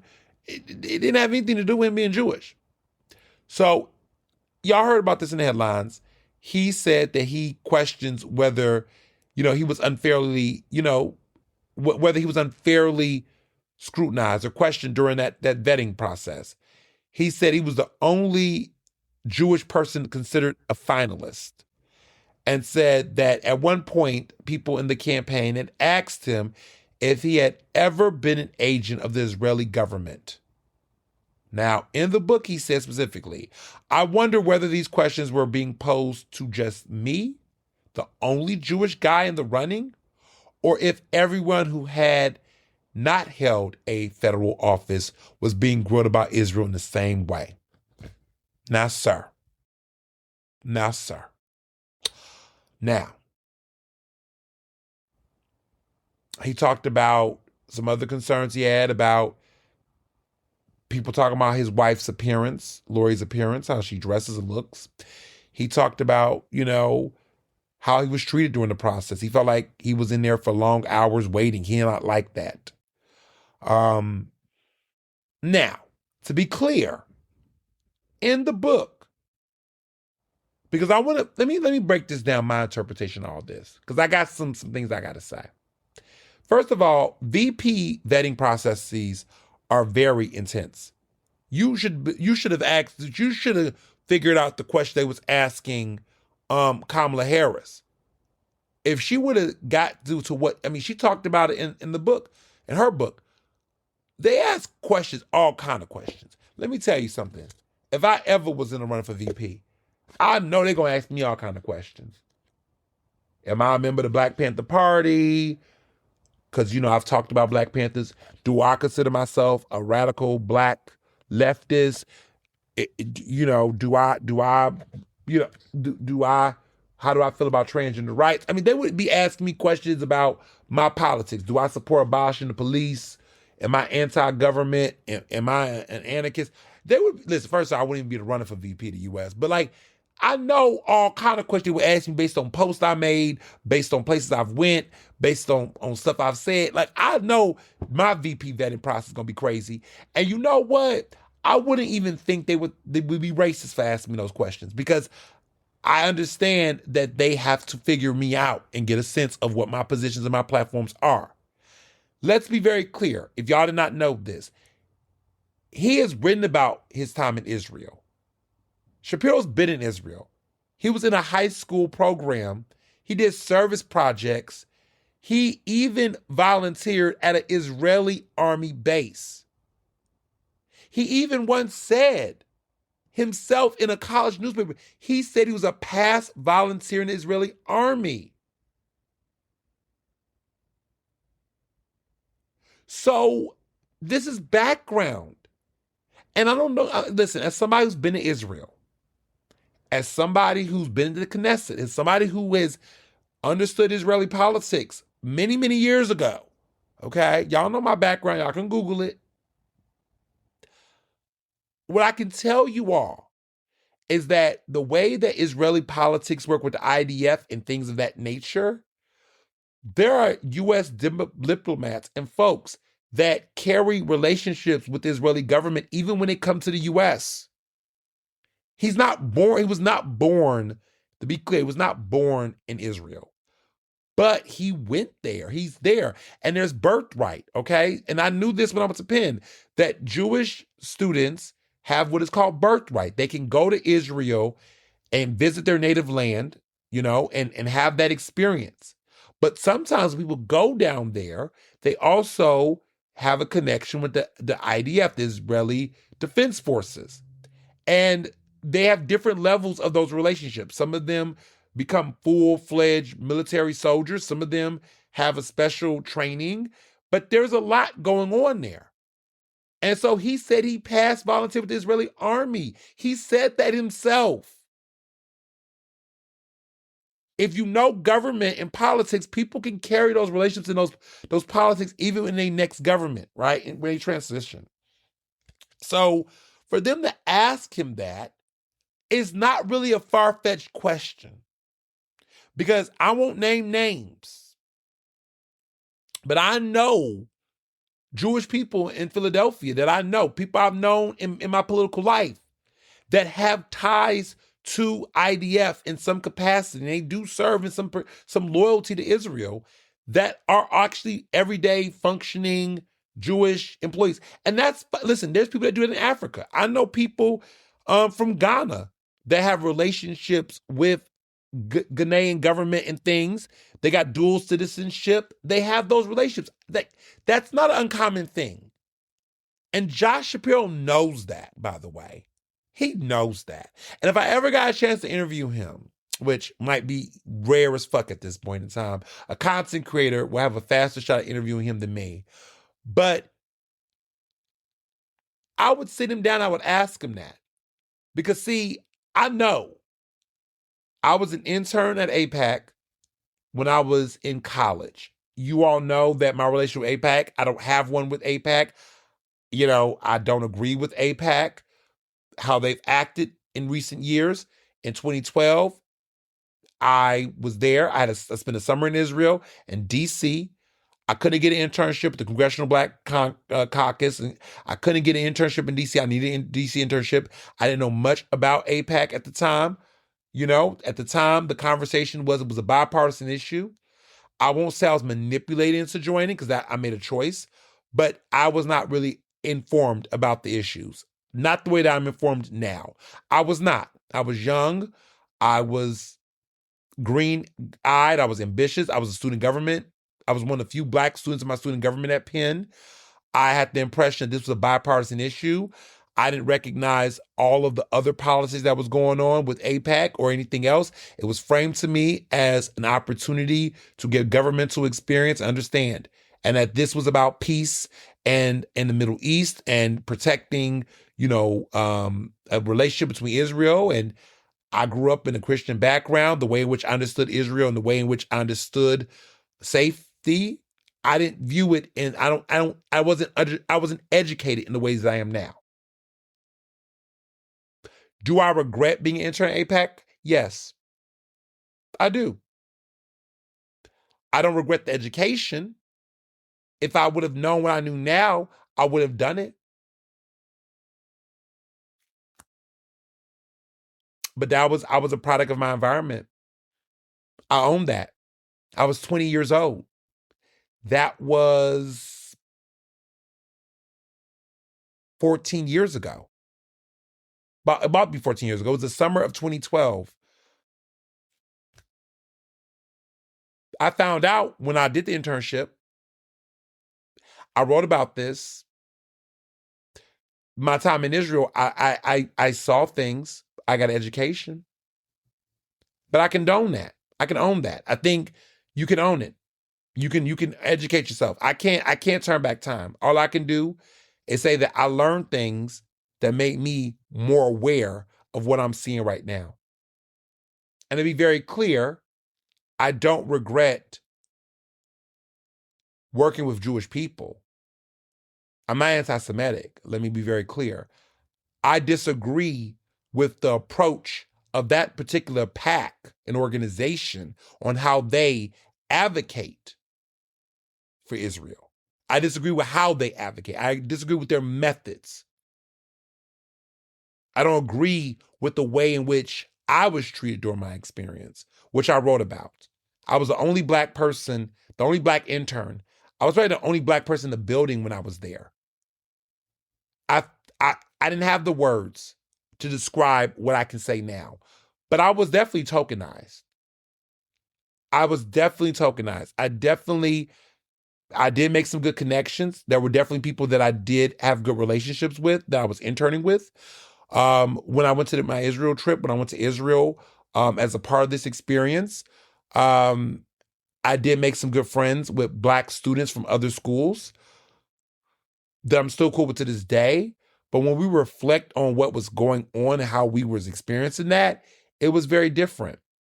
But I was very young. And so I give myself the grace and the transparency of I did not know what I did not know.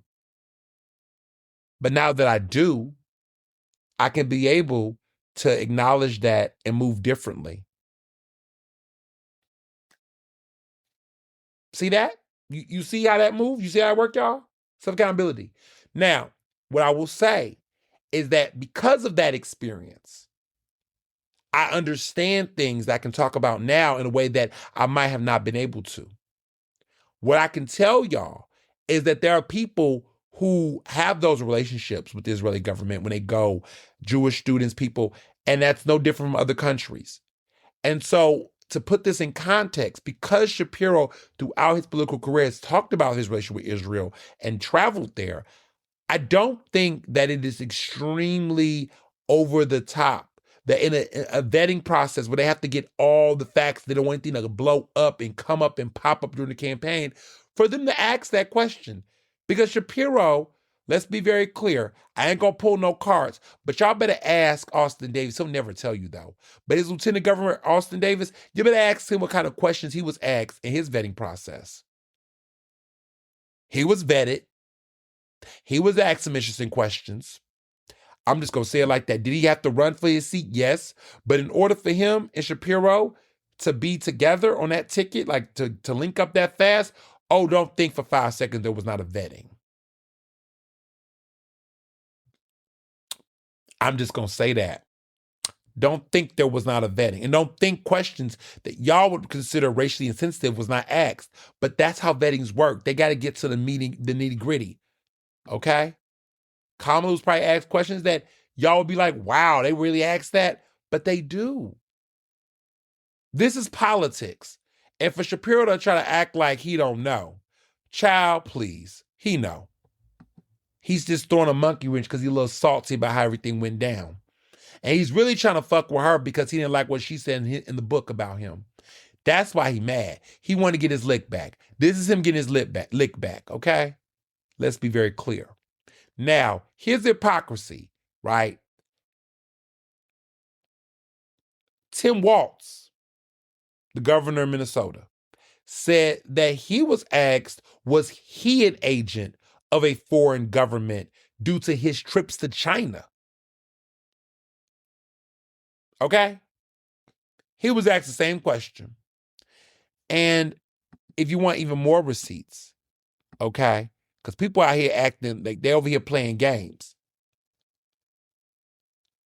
Y'all know Illinois Governor J.B. Pritzker is Jewish. He was vetted by Harris's VP and told reporters that he did not think the questions he was asked during the vetting process was inappropriate. He said the questions are tough. I think you've got to be tough during the process. He said, that, Shapiro said on CBS when he did the interview, he said that I understand they had a job to do to ask me those questions. I think it went beyond just checking a box on a questionnaire. So his spokesperson has told the Axios the 2024 election is a small part of his much broader story, and the governor looks forward to sharing much more about this book and the stories within it very soon. Child, that's a weak-ass statement. He knew what was going to be the headline. And let me tell y'all a little secret. which is not really a secret. These people be out here pitching these angles to the stories to the press. I would not be surprised if somebody from the Shapiro camp like soft pitch this out and put this out there to get the people buzzing because he needs to sell this goddamn book. He said Kamala got a book to sell. Well, you got a book to sell now too. So you going down the same route as her. What's good for the geese is good for the gander. Now, the one thing that I thought was interesting in the book before I wrap this part up is that he did not talk about some of his biggest controversies. He didn't really get too much into Fetterman, which I guess it is what it is. But he also did not talk about this man named Mike Verb. Mike Verb is a former top aide to Shapiro. This man left the governor's office shortly into the term because he was accused of sexual harassment by a woman that was an employee. The state of Pennsylvania, the Commonwealth of Pennsylvania, paid this female employee $295,000 in a settlement. And Mike has been with him throughout Shapiro's time. Like, this is a top aide. This man was with him in the state house. He was a fellow state representative, in Montgomery County, even though he was a Republican. He was a top liaison to him in the Attorney General's office. He was a part of his cabinet until he left and resigned in 2023. He was a Republican. Like, listen, Shapiro had more Republicans in his cabinet than he had black people, child. That would be a question I would ask him. How do you feel about having more black people in your leadership team or your cabinet than you actually had black people, that you have more Republicans? Listen, this man has been influential to Shapiro throughout his career. He's not mentioned at all in the book. Like, not at all. Like, how do you not talk about this? Look, I get not talking about Ellen Greenberg. I get all that, right? But you don't say anything about this man, Mike. Missing Mike is what we'll call him. He does not talk about it in the book at all. This man was your top aide. This was your ride or die. He been with you for over a decade in some capacity. Y'all was in Harrisburg together as state reps. He was in your attorney general's office as your top liaison. This man was in your cabinet. Like, bruh, you mention him not at all. Like I said, the loyalty is not his strong suit. Not his strongest suit. And then lastly, I don't want to leave this out. He said that he had a conversation with Trump. That was a standout to me. Trump told him verbatim that he shouldn't be president, that he shouldn't want to be president. Let me clarify that. He shouldn't want to be president. When he had the situation, he said that Trump had eventually reached out to him. He does talk about the incident where the governor's mansion was burned down on the first night of Passover, basically an attempt to kill him and his family when they slept inside the governor's mansion on the first night of Passover. He talks about that. That incident, of course, happened in April 2025. He said that Obama and the Clintons and Biden, everybody had reached out to him like immediately. He said it took days for Trump to finally contact him. And he said Trump gave him all kind of compliments. He said that he liked the way that he talked to people and approached problems, is what Trump said. He also told him a list of potential people he think was running to be 2028 Democratic Party presidential candidates. He basically cautioned that he shouldn't want to be president, given how dangerous it has become to hold the office now.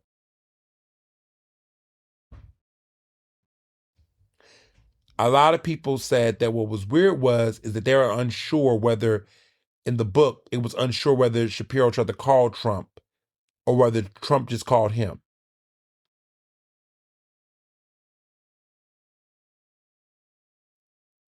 So let me be very clear. They're saying they're not sure. So what I've heard is that in the book, and what I read, and I think people are trying to figure this out, it seems to me that, in my observation, other reporters have also noticed this, that it is unclear whether Shapiro tried to call Trump after that assassination attempt in Butler. That was in 2024, December 2024. We don't know if he did. But Shapiro has spoken against the violence. Like, he definitely has denounced it, but we don't know if they had a conversation or not.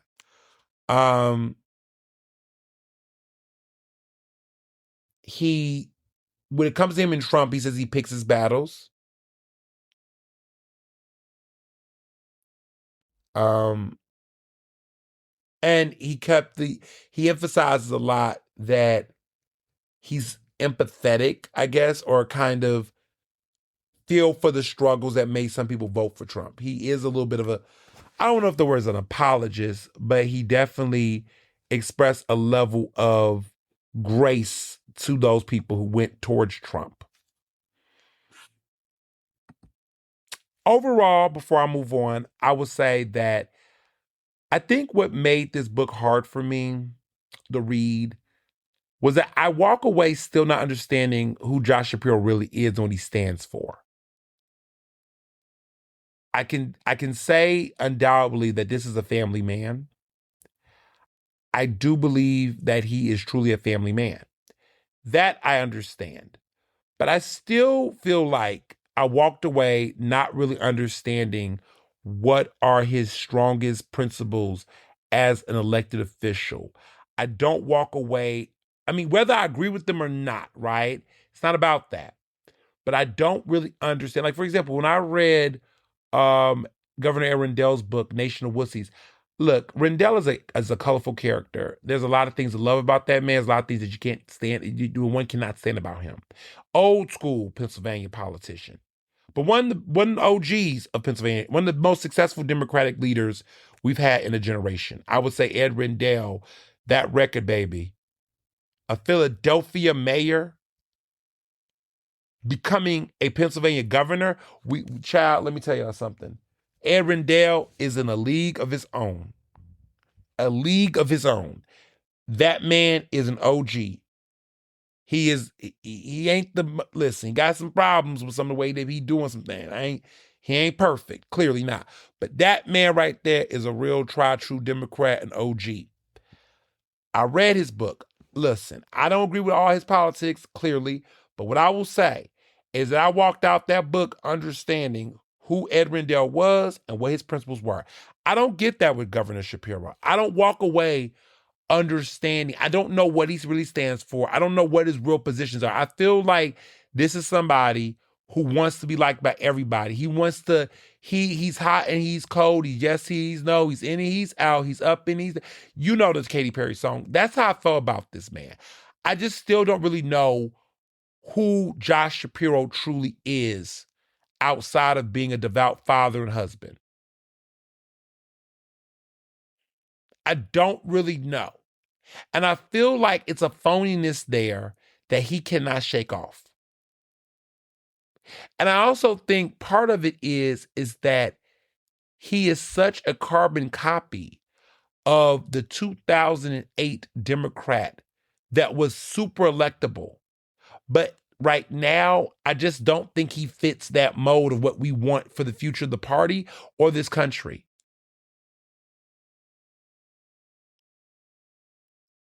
If it was 2008, I mean, to be honest, he's more of a 2004. He's more of a 2004 Democrat. Would have been perfect. Would have been on some John Edwards type shit. Like, he would have beat John Edwards in the primary type energy. Like, that's how I see him. I see him as a John Edwards. Clearly without the political affairs and scandals and all that shit. But I see him like a John Edwards type of Democrat. He's trying to sound like Obama. Like, that's his swag. I feel like he is a relic of the past. I don't get modern from him.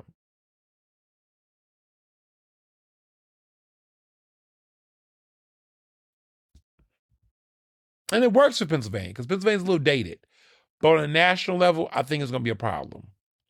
And I think the way that he showed up in this book, I think he's going to really alienate some support. That's that on that. Now, Gavin Newsom, quickly, before I get to media changes, because there's a lot going on. Gavin Newsom is coming at Trump hard, which we're not that surprised about. He is coming at Trump hard. I mean, he got knee pads. He's talking about knee pads for the CEOs. Child, Gavin, y'all know I go up and down with Gavin. Me and Gavin in my head have this up and down relationship. I'm still side-eyeing him. I want a better alternative, but it looks like he might be the one, y'all. And I cannot, because he just keeps backpedaling. And I don't like it. I still don't like it. But I just got to say, when he goes in, he goes in. He do things that I know Westmore can't do. He's when I tell you Gavin Newsom is leaning to his white privilege, and he came out there with knee pads. Like,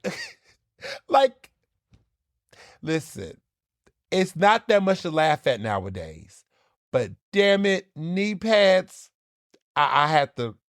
He's having fun. And they have not shut him up. They have not shut Gavin Newsom up. He talking his talk. And I like it. Give him that fire. I'll be in his state this month. But damn, I mean, I just gotta say, it is.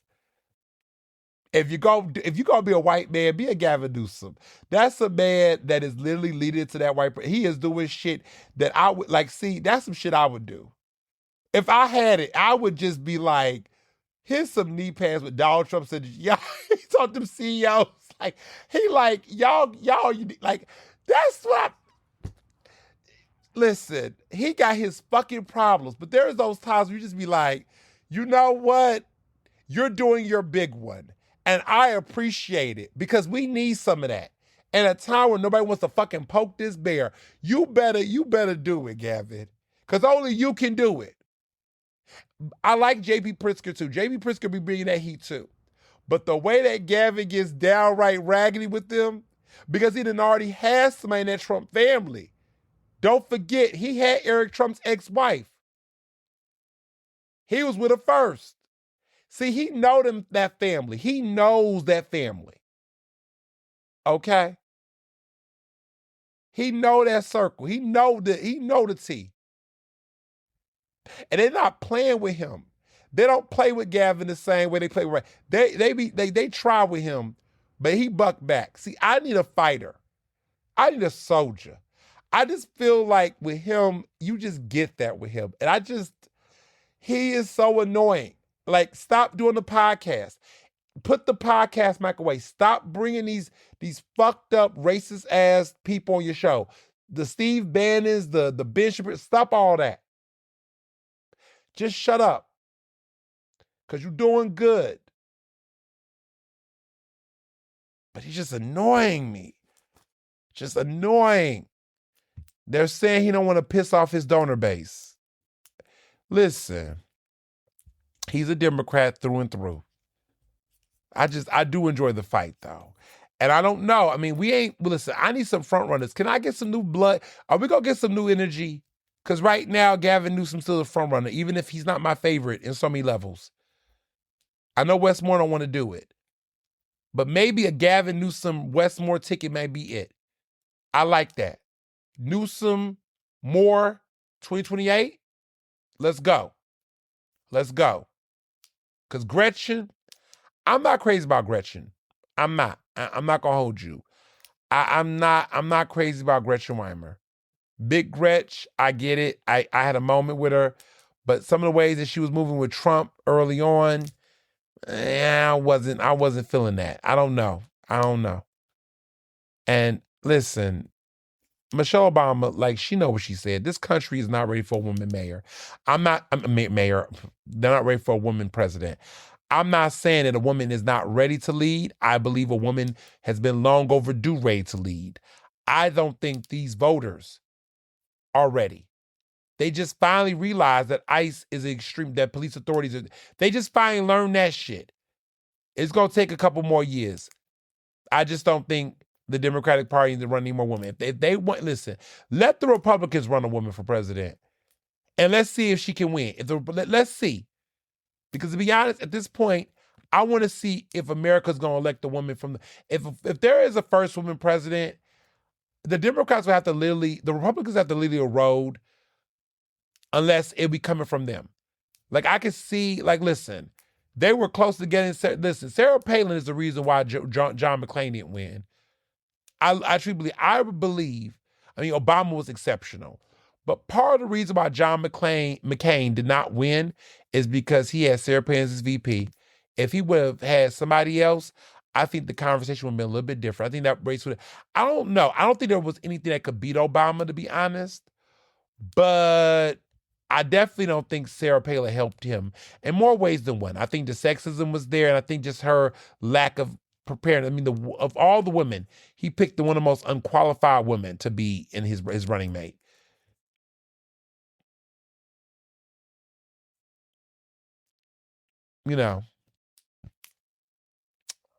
Paul Ryan. Remember Paul Ryan? Y'all remember Paul Ryan? Y'all remember Paul Ryan? Anybody remember him?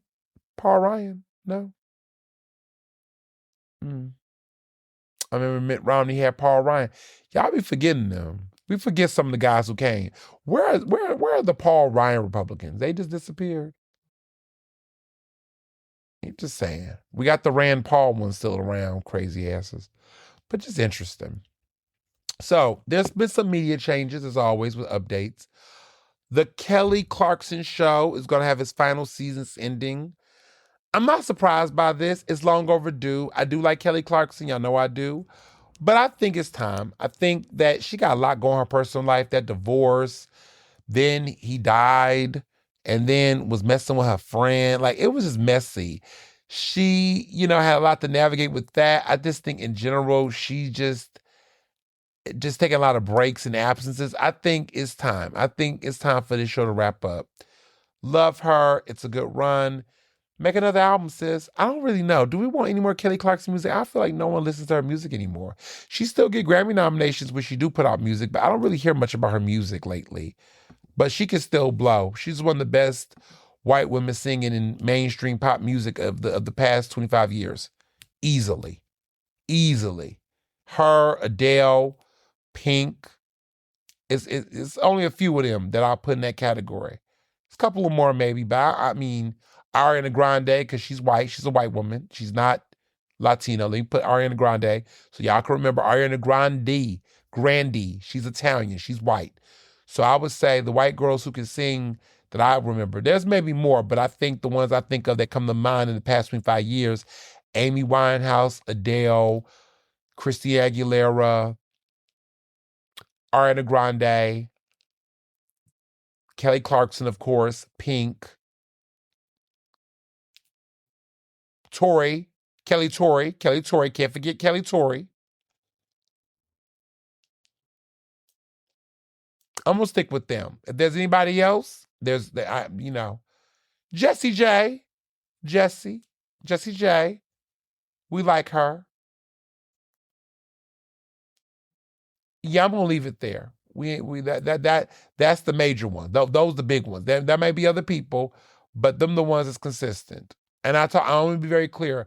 Vocals in the past 25 years. Celine Dion was in the 90s, okay? Reba McEntire, all them girls is before 2000, okay? But I named the main girls, though. I think I named the main girls. Those are the main ones. There might be other ones, but those are the main ones, okay? So, I want maybe with some more music from Kelly Clarkson. TikTok, y'all, get off TikTok. It's time. It's time to get off TikTok. I didn't tell Mr. Johnson that. I think he's off TikTok. I think my husband's off TikTok. Maybe. I think he'd be trying to slide back on, but he needs to get off TikTok. If he's not off TikTok, he's going to be off very soon. I'm not playing that. I'm not playing that with him. You know what I'm saying? I'm not playing that with him at all. At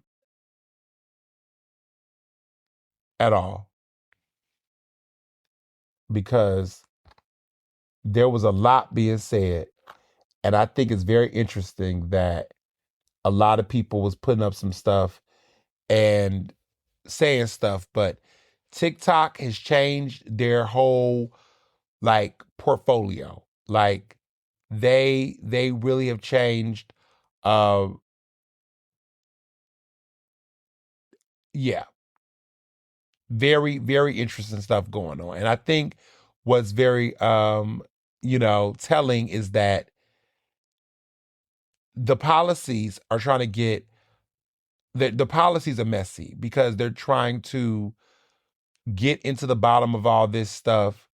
And yeah, yeah, it's a lot going on. They're trying to know your nowadays. I think because they now with Oracle and this is the U.S. platform, they're going to change their updates where you're going to have to put in your immigration status, if you're transgender or of details like that, other identities, race, sexuality, all kind of shit. This is not a safe space. Get off TikTok ASAP. Get off TikTok. I know influencers are beginning to download their information and get off there as well. It's very telling.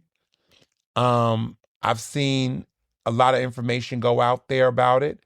They got new ownership and they're basically going to start monitoring stuff. So some of the information that I want y'all to know is they're going to track your citizenship and immigration status, your religious beliefs, your mental and physical health diagnosis, your race, if you're transgender or non-binary, your sexual preferences and more. Get the fuck off of there. Get off of there. This is don't do that. Get up off of there ASAP, okay? Because people are unable to upload anything about ICE and they've been doing all kind of stuff. This woman named Meg, her name is Meg Staltler. She basically posted, "Hi." So she posted this on Sunday. She said, "Hi, so today I'll be downloading my videos and deleting my TikTok page. TikTok is under new ownership and we are being completely censored and monitored. I'm unable to upload anything about ICE even after I tried to trick the page by making it look like a comedy video. Let's delete the app. Love you." Yeah, get off of TikTok, y'all. It's time to go. It's time to go. Time to go. Get off the TikToks, okay? Been off of it, but it's time for y'all to go. And then I want to talk about the fact that this is random. It's a little random, but not really. It's a little random, but not really. Y'all gonna say I'm being petty. But I gotta say this.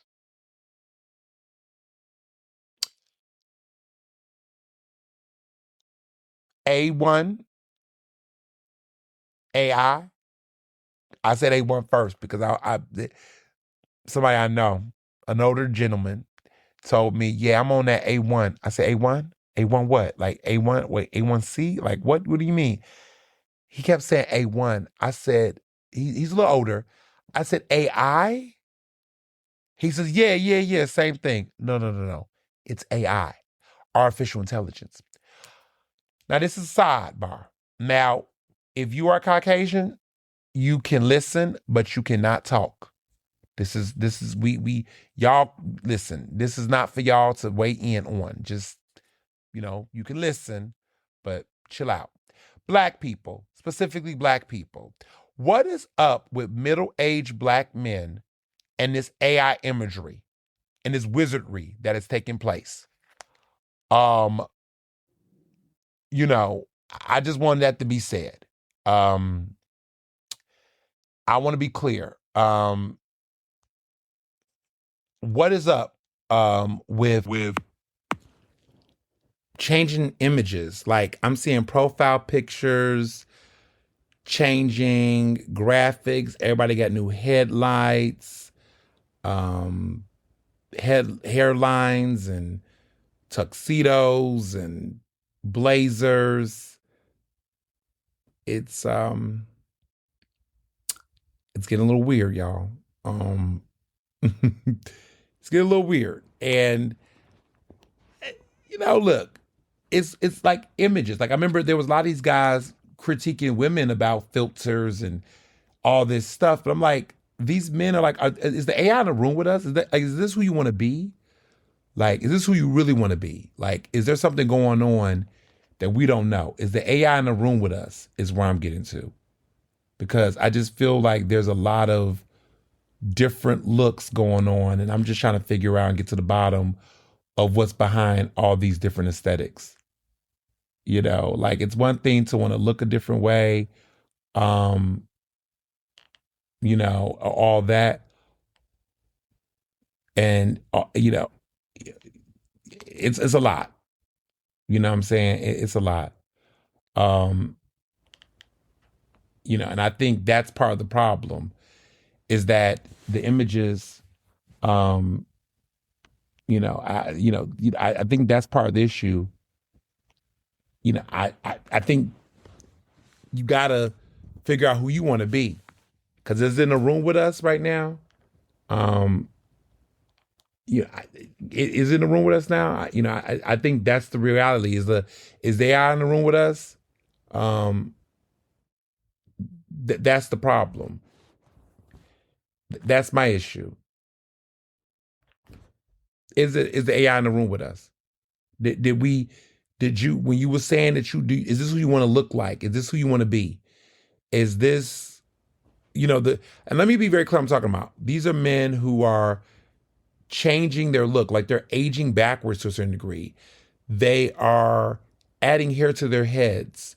They are changing their outfits. Like they're slimming themselves down. They are darkening their beards. They're actually adding more hair to their beards.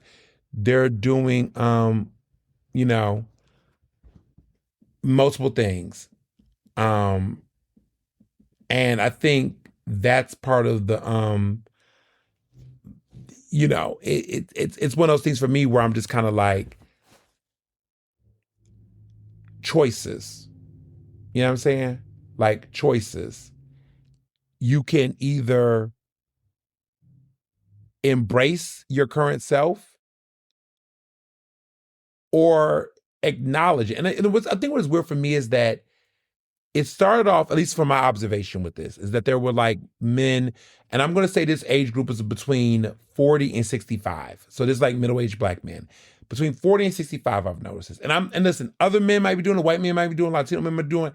I don't know. Like most of my followers on my personal Facebook, because I see a lot of this on Facebook. And my Facebook page is not everybody and their mother. It's a very, like, people I personally know, people I went to school with, college with, their parents, people in my professional network, my fraternity. So I'm looking at this on a more familiar family scale. Like I'm not really looking at it on Instagram as much. I see a couple of people doing that on Instagram a lot. But I really feel like Facebook, I'm noticing this trend of people, like first it started off like they were playing with AI. Like it was like, oh, they're gonna put themselves in superhero suits and stuff like that, And I was like, okay, that's a little weird, or it's silly. I guess they're playing for sport. But through time, I've noticed this like hyper obsession where they're playing with AI in a way where it's getting very creepy. Like it's like you're adding, you're putting yourself in t-shirts and things that you don't own.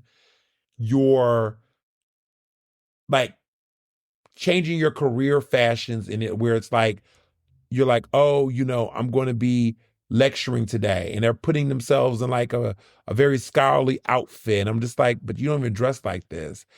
And I'm like, are you mocking yourself, or is this what you want people to believe?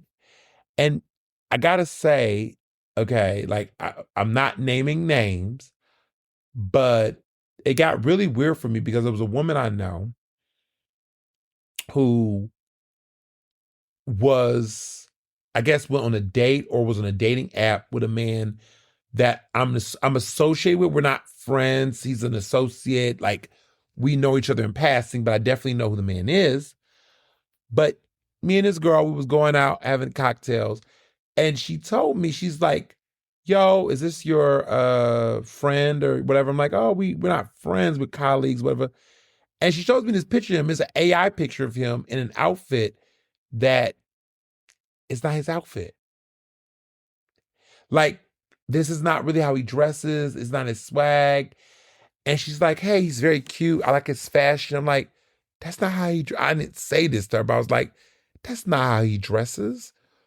Like, this man is catfishing. Like, it's like AI catfishing. And it really was weird to me. And so I was like, oh, I know him. I said, well, you should meet him. You should try to meet him or whatever. But I think what she thought he was giving versus who he really is, it's not the same person. And so I feel like middle-aged men, these men out here are catfishing with AI. And it's a little concerning, a little alarming to me. You know, it's a little alarming to me because I'm just kind of like, why would you mislead people like that? Like, you know, what do you benefit from doing that? Like, that's just really like a red flag to me. Like, why wouldn't you just keep it 100? You know, like, are you ashamed of yourself? Is there some type of like emotional like insecurities? Like, are you doing this? It's just a lot of red flags for me.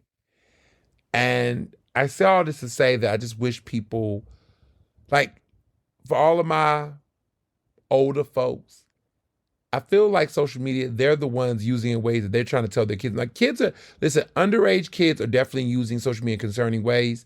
But I feel like there is a group, the second group that's using inappropriately are older people, the old heads. I see a lot of people sharing too much sensitive personal information on social media that are over the age of 40. I feel like 40 to 65, I'm worried about their social media activity. They say, are the kids all right? Listen, I'm concerned about kids under 15 using social media. And I'm concerned about adults over 40 using social media. I feel like people are sharing way too much information. Like, I'm seeing people's personal addresses. I'm seeing people's social security numbers. I'm seeing people's what's those things called? Code routing numbers on checks. Like, I'm seeing a lot of stuff I shouldn't be seeing. People are like posting checks they're getting. Like, why are you posting checks you're getting? Like, if you're making money, you're making money, baby. It's okay. Like, if you feel like you got to show off the money you making for people on the internet, it's like, these people don't give a fuck about you. You know that, right? You don't really got to show off like that in that kind of way. Now, if you want to have fun, you want to promote, you want to, you know, share experiences in a very like easy social way, sure. But like, yeah. Like, I've gotten to the point now, y'all, where one of the things that I don't do as much anymore is that I don't really live post where I'm eating now until I'm gone. Unless it's like an event, you know, like an actual live event. But if I'm on a date night, I don't really do live posting. Like, if you see a video of me doing a cheers with Mr. Johnson at a public space or something, or like a restaurant or something, that post is probably like after we dipped out the restaurant. It's not in real time. Like, normally I typically pace my stuff out. Like, I if I post about a restaurant, I will post after, because people are weird nowadays. People will come up and show up to something you're at in the moment. It happened to me a year ago, which is why I changed my whole social media thing, where I was at a bar with friends and I did a happy hour with the Lip Brothers, and we were out drinking, and he posted it, and he posted we was posting in real time at this happy hour, and somebody who was in the area And we was at Northern Liberty. See, that's why I don't really go to Northern Liberties. I think it was at Set No Libs, actually. This was like a while ago. And we posted it, and somebody that lived in the neighborhood went to Set No Libs and like came over to us. And clearly was not dressed like they were trying to drink, but came around us. And that shit was just so fucking weird. And I was like, you know what? See, you know what I'm saying? Like, see what I'm saying? Like, that's just creepy. So nowadays, unless I'm at like a major event where clearly people would expect me to come, but it's like security, like a private event. Yeah, like if I'm at a gala or something, I'll live post, you know. But a restaurant, an intimate dinner situation in real time, no. So if you see restaurant me posting food and you're like, oh, I didn't know you was in the area. Yeah, because you weren't supposed to know. And I'm still not in town. Like I had a situation like recently actually, like I went to dinner with my good Judy Candace. We went to Malong or whatever. This was like a couple of weeks ago. I posted the post after we left and had dinner.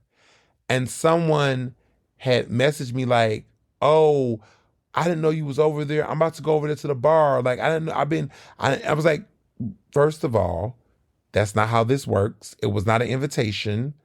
Like, be real. Like, if you want to make time, and mind you, this was not a friend or anything. This is not somebody I know. I mean, it was like an associate. It was not like a close friend. But I was like, if people want to make time, like you don't make time on someone else's time. Like you schedule another time. You don't just be like, oh, you're here. Especially if you don't have a relationship with them, like a real actual relationship with them. Because people do that nowadays. It's like, if you don't have an actual real relationship with the person, you don't get to like dictate making, yeah, that's just weird. So, you know, like that's just a new boundary I've had to set. And I just feel like I see a lot of older people on social media I've just observed just really sharing a lot of personal information, just doing a lot of weird things that we're concerned about young people doing, but I'm seeing them do it too. And like no one talks about it enough. And that's just a red flag for me. So, yeah. I think that's a real thing. You know, yeah. That's a real thing. And I think that as time progresses, we will see more stories. I mean, we have already heard stories about older women, even men too, getting like scammed by like gigolos and folks on the internet, like thinking they're a celebrity. And that's just, yeah, we don't talk about it enough, but there needs to be more said about older people online, how they're using social media, because they're doing things. It's like even to the point where I have had friends whose parents have posted stuff when they went out and have shared things that they were like, yo, why are you doing that? Like, that's not okay. Like, I don't want people to know I'm here. Or like, you know, you got pictures of me in the house. Like, I don't want my house all out on the internet. Like, I rarely post pictures of my place. Like, I really do. Like, you're not getting a full wide video shoot of my bedroom and my house. Like, it's not MTV Cribs. Like, I just come from a different era of like, you just don't be having the camera all over your house. Y'all gonna see that cute little bookshelf, my liquor selection. That's about it. You're not gonna be all up in my place. Like, I just feel like there's just, you know, as much as I'm a public facing person, I do value privacy. Secrecy and privacy are two different things, by the way. Let's talk about it. It's very two different things. But people need to work on being more private when it comes to certain information. And the crazy part is the people that are very public about shit that is nobody's business, like that shouldn't be anyone's business, to be clear, the stuff that they need to be transparent about, they don't. So that guy who sent that picture to that woman with him on that dating app, with him in a cardigan and all dressed up preppy, what you should have been disclosing, besides that not being your fashion or your waistline, is that you're actually married. But I digress. That wasn't my business. That wasn't my business. I'm just saying, like, the difference between secrecy and privacy. So you keeping your marriage a secret, but you know what I'm saying? You keep your marriage secret, but you're trying to keep your actual waistline private. Like, let's be real about our looks. Stop playing with AI. Stop playing with your marriage and relationships. Be honest, be faithful, be all the things. Moving on. Speaking of faithful and honest, local politics, okay? So there's been a lot happening in Philadelphia. We are in the national news once again. The exhibition that talked about slavery in Philadelphia's Black History, the President's House exhibit on Independence Mall, was invaded by federal agents who removed the slavery history around the Independence Mall and at that exhibit that was public facing. Like, you could have walked by and saw the illustrated history and the facts. They took those graphics down. They took that information down. They did not remove the names of former enslaved people because that was etched on a monument that is in that area. One of the names is Hercules. People who've been to the exhibit know they have the names listed down on the pillars. And they did not etch those names off. They did not take them off or remove the monument, but they took artwork that was complementary to the history of these individuals and their connection to colonial enslavement. That got taken down last week. I believe on Thursday. It went viral. People have video footage of them coming in, like literally using like actual tools to take out these exhibits. Like removing them up and down that exhibit. And this is on federal property. So, you know, this is like a national park, federal park. The federal government have the right that's their property. But apparently there was a violation of agreement between the city and the federal government on this. So therefore, the park administration sued the Department of Interior, which is a part of the Trump administration, sued them based on a lack of proper protocol. They were supposed to be notified. They were not notified by the federal government that such a change was going to be made. And they had this agreement in partnership since 2006. Now, in a statement that the mayor had gave out publicly, which was a vague statement. She did not say Trump. She did not say lawsuit, even though it was a lawsuit. There is court docket statements. That's all publicly reported and information. She basically says that there was cooperation with the federal government and the city regarding this that's been in place since 2006, that, you know, if there would be any changes, the city was supposed to be notified and they want to get to the bottom of it, understand. She thanked the law department that's working on this issue, and that's all she could say. She was very brief. She's not getting specific. She did not really name names, but she just gave that very like interesting word salad to really not say too much more beyond that. So that's what happened there. ICE is still an issue. As you all know, after the situation that took place in Minnesota, in Minneapolis, thousands hit the streets in protest. Like I said, thousands hit the streets in protest around this.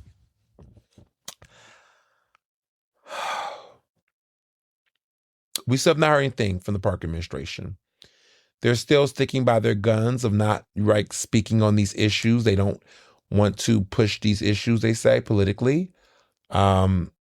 It's very telling. It's an interesting mode of choice.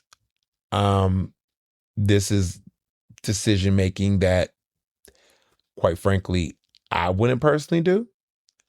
But nonetheless, it was a choice. So people have asked questions. What can we do? What is the proper thing to do?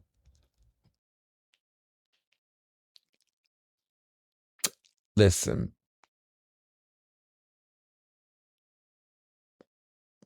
where do I start? Where do I begin? I will just say, in so many different ways, the park administration knows that it can give information that does not require them taking a political position. I think, you know, it's very telling that everyone wants to keep playing this game And yeah, yeah. Mm, mm, mm, mm. It's a lot. And yeah. Mm, mm, mm, mm, mm. So much is going on.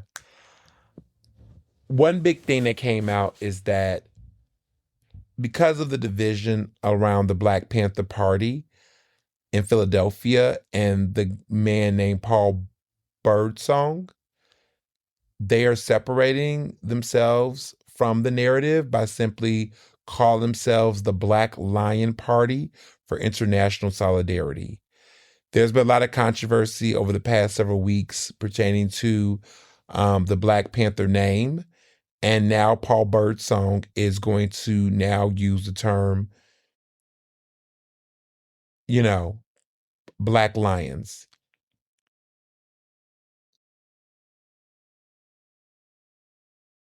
Yeah, very interesting. People are feeling mixed thoughts about it, um, different opinions. And yeah, people, it's just complicated. But at the end of the day, they have decided not to go forward with keeping the name. They're going to just simply go Black Lion Party for International Solidarity. They still got the people in their crew with them. Um, they're still keeping up the fight. It's very interesting times we're in right now. But that was an update that I recently just got actually in real time. So a lot of you asked me about that. And that connects to ICE because they've been out here publicly being critical of ICE and talking about what's happening with ICE and taking a very big stand alongside of immigrant communities and activists. And I think that's is admirable. You know, so I just feel like at this day and age, people shouldn't be so quick to. I mean, at a time like this, I just wish Black people could just be more unified on issues that we should agree on. Like all this namesake, this and third, it's just very sus. I mean, I've saw statements from certain family members that are aligning themselves with Trump rhetoric. Very sus to me, but just, yeah. So here's things that people can do to support people who have been arrested by ICE. This comes from the Pennsylvania Immigration Coalition. Um, as I'm going to read this carefully because I want to provide solutions information. As ICE enforcement intensifies, here are the top ways to support our coalition members working directly with with community.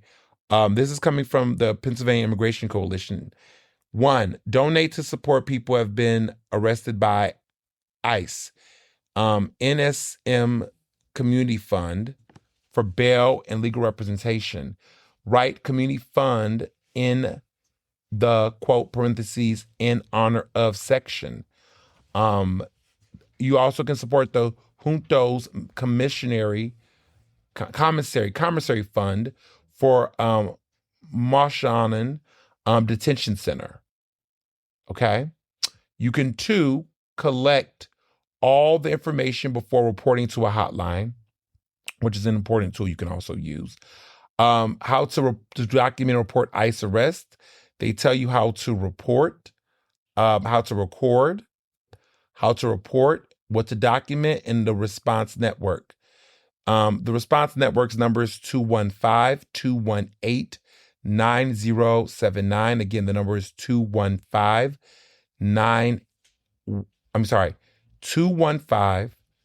218-9079. 215-218-9079. That is the number. Their Instagram is at Vamos Juntos, JUNTOS, and they provide really good services. So you need to collect all the information before reporting to a hotline, which is important. The New Sanctuary Movement is one location. Make the Road, PA, Juntos, Asian Americans United, and MILPA. MILPA. That's another one. MILPA, I think they call themselves. There's also free therapy and legal volunteers are needed. You can offer free therapy services or immigration legal services to community members. You can fill out the PIC volunteer form at www.paimmigrant.org /volunteer. Also, there's additional resources. You can request court accompaniment. NSM does Spanish speaking. Their number is 267-225-8816. Again, the number is 267-225-8816. That's Spanish speaking. If you're English speaking, the number is 267-670-9579. Again, the number is 267-670-9579 for English speaking. And that's also, you can also call Juntos. Again, number is 215-218-9079. Their number is from, their operator goes from 10 a.m. to 6 p.m. And then there's also additional resources on how to properly document ICE enforcement while it's happening. And that's clearly announced that you're recording. Say that you're recording the interaction. That lets officers and bystanders know you're documenting the situation. So you need to clearly announce that you're recording. You need to say, I am recording this interaction. Okay? You need to provide clear and unbiased narration. You need to include the time, the date, the location, the number of agents and vehicles involved. Do not get into your personal politics. Do not do all of that. You need to be descriptive. You need to provide the time this is happening, the date and the location, the number of agents you're seeing doing it, and the vehicles involved, the number of vehicles. Also, do not stop recording until the incident is fully documented, because they will call that editing. So you cannot just simply go when they throw the person on the ground and arrest them. You have to do it till the very end. You have to fully document. So the moment you see people approaching or you begin to be on site, you need to stay there and record the entire thing until they literally stop you or until, whatever. But you have to literally document the entire interaction. It needs to be fully documented, because what they'll say is, you didn't see what happened before or after. You need to be able to record everything as much as possible. Also, you need to make sure you have the number of law enforcement officers, how they look or identify themselves. They have vests, uniforms, badges. Include their agency. Was it the FBI? Was it ICE? Was it DEA? Was it local police? You need to get the number of vehicles. You need to talk about the surrounding scene, including landmarks and street signs. You need to avoid filming bystanders unless their presence is relevant. So don't be out here with the camera showing people that's far away or blocks away or people that ain't got nothing to do with it. If there's people like a medical assistant or somebody that's trying to help and assist, clearly you have to record that. But if people are just in their houses or in their windows, don't put all the cameras on people's face, okay? Because that can be incriminating. Also, while officers cannot order you to move simply because you're recording, they might use intimidation tactics. So it's not illegal. It is your First Amendment right. However, they can ask you to move if it's necessary for public safety, even while you're recording. If they do, you should comply. So if you all up in the mix with your camera and they tell you to back the fuck up, please back the fuck up, okay? Because you don't want to incriminate yourself. You need to comply. This is very important, okay? Look, get as close as you can, But if it's at a point where they're like, you're impeding, back the fuck up, respectfully. Because you don't want a situation where your camera can be taken or they can justify you breaking the law and you get arrested, okay? So make sure you follow it, but make sure you, as much as you possible, document as much as you can while you can if you see this. These are your rights. Know your rights. All right. So, speaking of which, I had Nicholas O'Rourke, council member at large, Nicholas O'Rourke of the Working Families Party. He is the minority whip of city council. I interviewed him on my show, On the Record with Ernest on 96.1 FM, 900 AM, Progressive Black Talk Media. He was on my show. The interview was interesting. Very powerful interview. We talked a lot about ICE. The interview took an interesting turn, which you all will hear it online. Now, at the start of my show, I began to have a question about what was the Philadelphia Police Department's role with ICE. What was their relationship with ICE? I had questions because I went a little viral, over the weekend, talking about the Sherelle Parker, the Philly mayor playbook. Now, there's been a lot going on. People, listen, first of all, let me just say I'm in solidarity with DC 33 once again, because they're clashing with the city of Philadelphia because some of their workers were told that if they're off on Monday, then we're off too. Apparently there was some speculation that they were expected to do some virtual work. The city is shut down, okay? The city shut down on Monday. If workers are supposed to be at home, you can't authorize them to work from home when you done shut the city down and said that they need to be prioritizing their safety too. So I want to be very clear that was a violation of their workers' rights. And I'm happy the union spoke up, and I'm happy that things got addressed in its own way. Because when I heard about that, I was like, nah. How you got letters telling some of them they need to be virtually working and some shit? No, if they're off work, they're off work. And if that's a paid decision from the city, if the city is shut down, that's it. Like, why do the city keep trying it? Like, what the fuck? Like, it's like checks and balances with these people. But what I said basically was that the Philly Mayor Political Playbook 101, this was a post that got some viral attention over the weekend.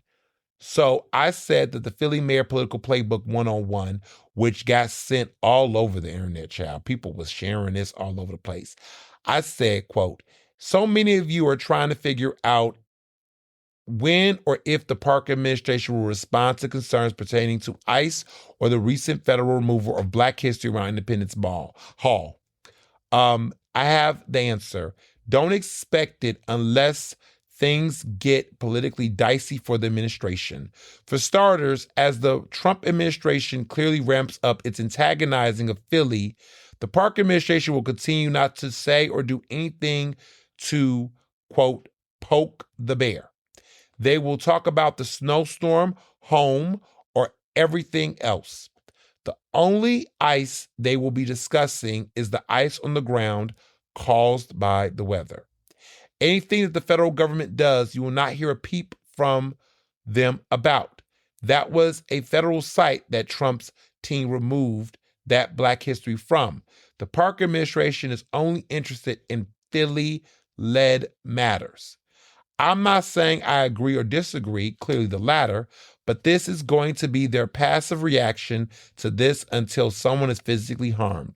They will continue to consider anything less as quote-unquote performative outrage from progressives, activists, journalists, and everyone else practicing their First Amendment rights. And before y'all start, anyone critical or inquire about the lack of response will be met with instant defense mechanism and retaliation. You'll be gaslighted as being negative towards Black women. You'll be told you're being performative. You'll be asked what more can be done. You'll be met with silence. Unless a powerful labor boss demands the Park administration does more, or a gaggle of wealthy developers or donors, we can continue to predict silence on these federal issues. It's the Parker playbook that's about dodging Trump and infuriating those who want more than just her policy plans. Don't forget to put your ones up in compliance. That's the Parker playbook, y'all. In a nutshell. This is what we're going to continue to see from this mayor. And I have concerns about that. I do. I truly do. Interesting enough, even some people in her administration are even liking my Twitter post. My Instagram post. Even people from our own administration is agreeing with me. They're not even, well, you know what? Let me not say the administration. Somebody that isn't, they're not in her administration, but they're affiliated with her. I won't name the name. I won't name the department, but I misspoke. Not the administration, but somebody in her political orbit that is in a city position, but it is not in the framing of the ministry. She did not appoint this person. Did she appoint? She appointed them, but they're not in her administration. I want to tell who the person is, because I know them very well. I won't name them. It's a woman, by the way, before y'all start. It is a woman who I respect a lot. I'll leave it at that. But she even liked my post. And I'm like, wow, she liked my post? So if she liked my post, I'm like, the tea is hot. The tea is hot. Something's going on. Something is definitely going on.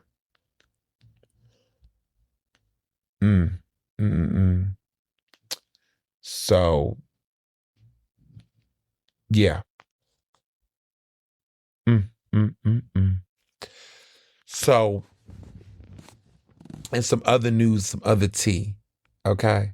Because the tea, as the kids say, be teeing. In my conversation with Nicholas O'Rourke, we talked about this. I said, has he communicated with the Parker administration? He said that recently, this past week, he attended a, how do they describe it? It's not a talk back, but these, I guess, sessions, and I guess they're meetings, they're roundtables, like intergovernmental roundtables is what they're called. And elected officials from the state level, the city level, what have you, come to the event. City council members, state reps, you have it. And the park administration provides presentations. The mayor's there. Other people are there. Some things are relayed and shared in conversation. It's supposed to be stuff that's not supposed to be leaked to the public. Apparently it's not off the record, but I guess I guess it's mixed. He didn't know whether to say off the record or not, but he said that they were told they couldn't say anything and get ahead. So I was like, so that means is an embargo, like you can't say anything? He was very selective with his words. Nicholas was clearly trying to not rattle, but it was very uncomfortable for listeners to really get a sense of like where he stands, right? Like, I think they understood where he stands personally. Like, he clearly does not support ICE. I think that was very clear.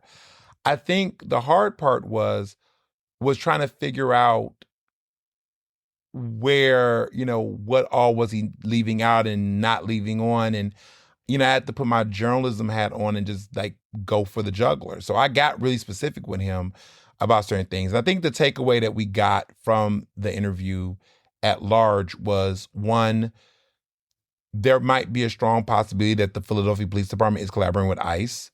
We don't know to what extent. We are going to hear more. They're not ready to share more yet, but apparently they plan to talk about what they can do and what they won't do. Apparently different people are having those conversations on the state and local level. What we do also know is that these are very confidential meetings. Whether they're said to be off the record or not, they're very confidential. Yeah, there's something happening. And as a journalist, I'm going to get to the bottom of it, because I'm hearing the Philadelphia police commissioner laid some things out. And once I know, you all will know.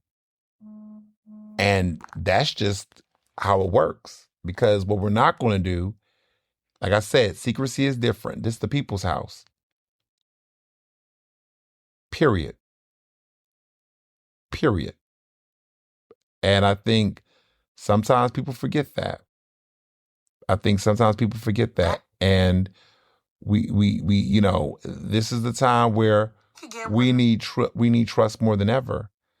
And yeah, I'm curious to know what's going on. And conversations need to be had. So, the more you know. So, this week's Ask Ernest, I want to talk a little bit about this performative outrage. There's been a lot of talk about performative outrage. That term has been used, and a lot of you all have been noticed. I've been using it. A lot of people have been asking me questions about what does this mean? Where did it come from? I talked about it a little bit. It's from a book, the title of a book that the park administration is giving their staff, senior people, including journalists. Some journalists have even been given a book by them. But it's really this philosophy that they have based on this book that, they want to be a leadership team that does not respond to people who are just chaos agents, right? People that are just simply trying to shake the table, that they want to be strategic. They want to do things. They want to have action items. They want to, make tangible change. That's the rhetoric, right? We're not going to just make statements. We're going to actually do something.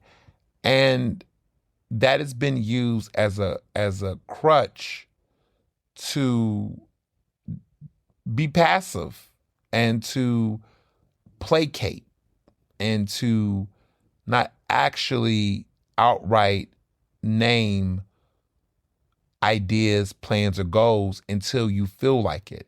So, we could do both. And I think there's a weirdness with this administration where they act like they can't walk and chew gum at the same time.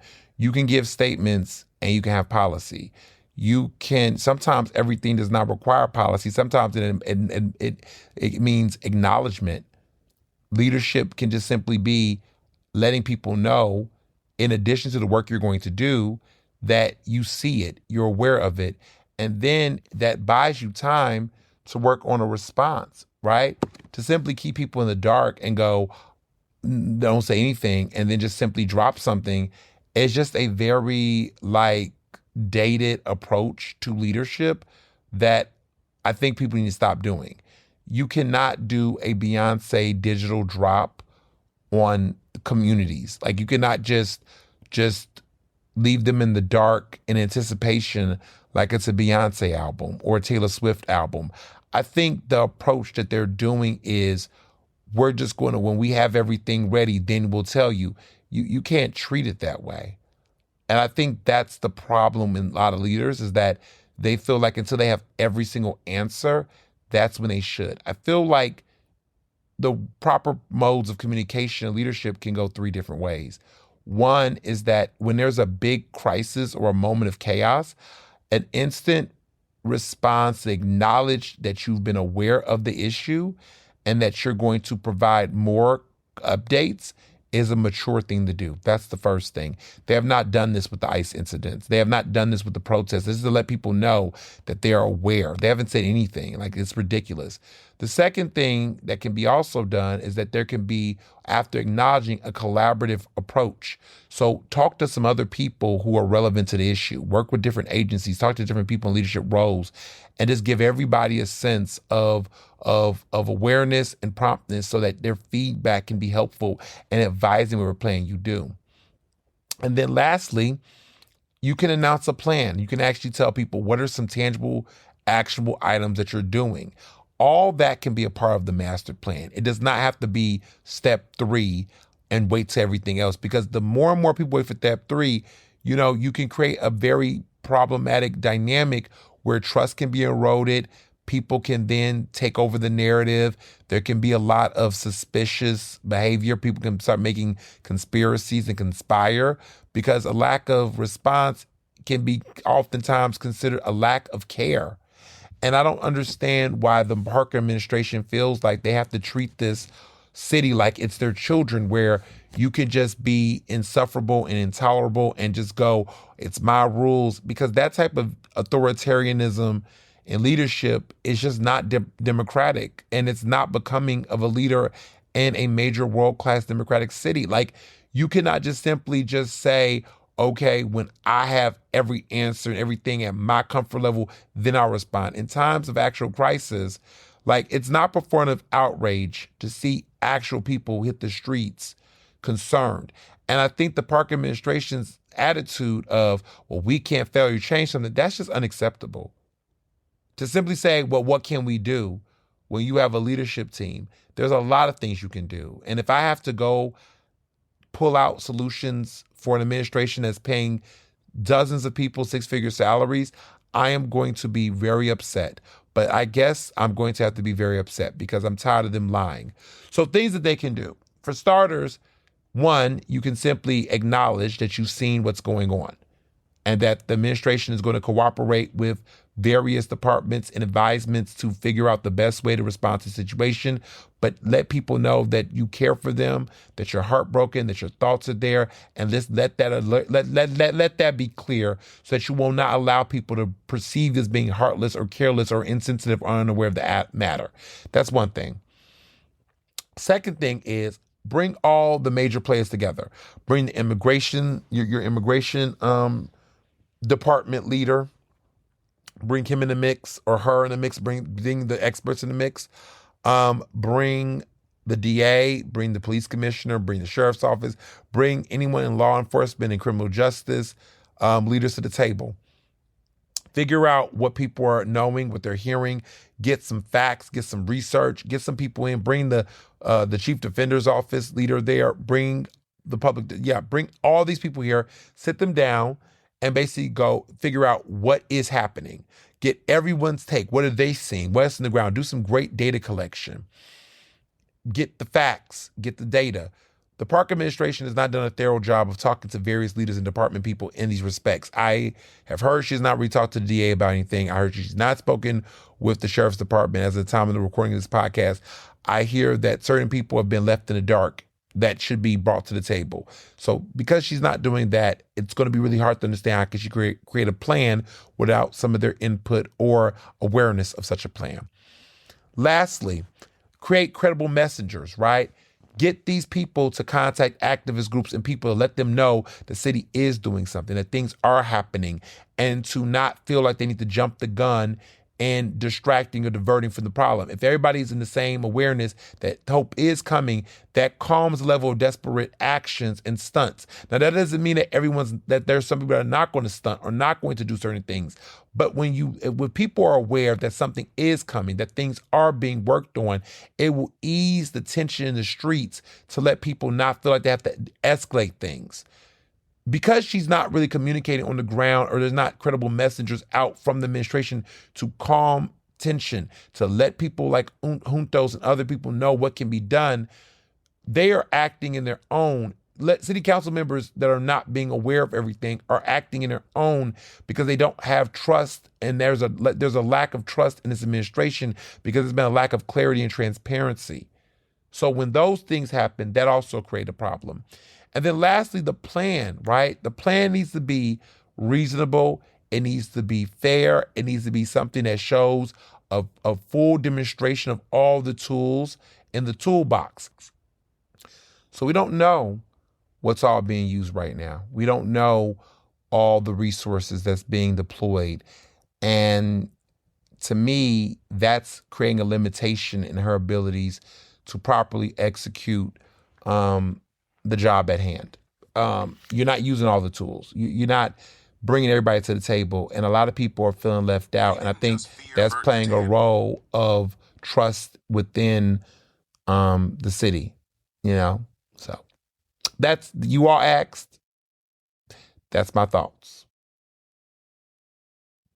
There you have it. Now, to Oscars, to movies, right? The Oscar nominations are in at 16 nominations, including Best Picture, Best Director, Best Original Screenplay, Best Actor in a Leading Role, Best Supporting Actress, Best Supporting Actor, Best Original Song, Best Casting, which is a new category, Best Costumes and Makeup, Best Virtual Effects, Best Score, Best Cinematography, 16 nominations and counting. Sinners, as I kind of suggested, has made history as the most nominated film in Academy Award history. Okay? They have now surpassed the three-way tie that was previously held by Titanic, All About Eve, and La La Land. They had 14 nominations. Sinners have blew out the water, 16. Coming in second place is one battle after another, 13 nominations. Not bad. Not bad at all. 13 nominations ain't nothing to play with either. But Sinners have surpassed them. Some of the biggest shockers and snubs and moments. F1 got nominated for Best Picture, y'all. F1 got the nomination for Best Picture. That was a surprise. Best Actor pretty much was like I predicted. Wagner Moore, Michael B. Jordan, first time Oscar nominee for him. Ethan Hawke got the nomination for Blue Moon. Leonardo DiCaprio got his umpteenth nomination. And Timothée Chalamet, Marty Supreme, third Oscar nomination. Youngest actor to get 3 lead nominations before. Every nomination he's been nominated for has been Best Lead Actor. He's been a leading man like that. Very impressive. Best Actress had a shakeup, though. So Renata Ronstadt for Sentimental Value got nominated for Best Actress. Emma Stone got nominated for Begonia. We'll get to her in a minute. Emma Stone got nominated. Oh my goodness. Jessie Buckley got nominated, which was pretty big deal. Rose Byrne got nominated for If I Had Legs, I'll Kick You. Pretty big deal. And then the big shocker was Kate Hudson for Song Sung Blue, which I think I talked about a little bit, but she got it. Who got left out? Chase Infinity. Chase Infinity got left out, y'all. They left Chase Infinity out. Now, Best Supporting Actor. There was that big shakeup that we thought might happen. It kind of did. So Sean Penn and Benicio del Toro both got nominated for one battle after another. They did pull that off. Other supporting actor nominations, Stellan Skarsgård for Sentimental Value. That did happen. Jacob Elordi got nominated for Frankenstein, which many people was not sure that was going to pull off, but it did, which was great. But Delroy Lindo for Sinners. Remember how I wanted that? I just thought I wasn't going to happen. He was in no major precursors. He came out the blue. He was the big shocker. Remember I kept saying it was going to be an upset, a shocker. He was the big shocker. I was happy. This man has been snubbed so many different times, so many different roles. Long overdue. He should have been nominated for Best Lead Actor for The Five Bloods, but I digress. But he's finally an Oscar-nominated actor. Now, Best Supporting Actress, there was some shakeups. That was probably the biggest shakeup the biggest shakeups. So Best Supporting Actress, both the actresses, Elle Fanning and Elaine, something I butcher her name, from Sentimental Value, the two of them did get nominated. I didn't see that coming, but they both got nominated, which means that something else is about to shake up in a minute, y'all. Okay? Also, let me back up real quick. The person that got the shocking snub was Paul Mescal for Hamnet. I knew Adam Sandler was not going to get nominated, but Paul Mescal, people really thought he was a lock-in. I thought he was a lock-in for Best Supporting Actor. He got knocked out. And I think that the Delroy Lindo nomination, that was his slot. That was his slot. That was his slot. So that was a surprise right there. That was the Paul Mescal slot that everybody just thought was a guaranteed lock-in. That was a surprise snub. Now, back to Best Supporting Actress. Remember I said that was going to be a shakeup there. It was going to be some mess shakeups. So the two actresses from the supporting actresses from Sentimental Value got nominated, which was there. Tiana Taylor got nominated. Okay. We knew that was going to happen. Amy Madigan for Weapons. We knew that was going to happen. It did. Only nomination for Weapons, by the way. But that fifth one, Wuni Masaka for for Sinners, she pulled it off. I was gagged. She pulled it off. Great news. So Sinners has 3 of their actors nominated in various categories. 4 actors and one battle after another got nominated, which people thought maybe it was going to break a record and get 5 actors, like 5 actors nominated, but they didn't beat that record. Only 3 actors got nominated. No, 4 got nominated. Leonardo DiCaprio, Tiana Taylor, Benicio del Toro, Sean Penn. 4. They were trying to go for that record for 5, but it didn't happen. Sentimental Value also got 4 nominations. Best Lead Actress, Best Supporting Actor, and 2 Best Supporting Actress nominations. I think One Battle After Another really wanted to do their big one and be one of the few films in modern history to have a Best Lead Actress nomination, a Best Lead Actor nomination, a Best Supporting Actress nomination, and a Best Supporting Actor nomination. That is a very rare thing that's happened. It doesn't happen that often. The last film to really do it was Silver Lining Playbook and American Hustle, both directed by David Russell. Yeah, David Russell did those 2 films. Both of them had, of course, Jennifer Lawrence was in it, and Christian Bale? No, Bradley Cooper was in both of those films. Yeah, American Hustle and Silver Lining Playbook and American Hustle back to back. He was able to get Best Lead Actor, Supporting Actor, and Actresses nominations. For those who want to know, because I'm into Oscar trivia, for Silver Linings Playbook, Best Lead Actress was Jennifer Lawrence nominated. She won. Best Lead Actor was Bradley Cooper. Best Supporting Actor was Robert De Niro. And Best Supporting Actress was Jackie Weaver. For American Hustle, Best Lead Actress nomination was Amy Adams. Best Lead Actor was Christian Bale.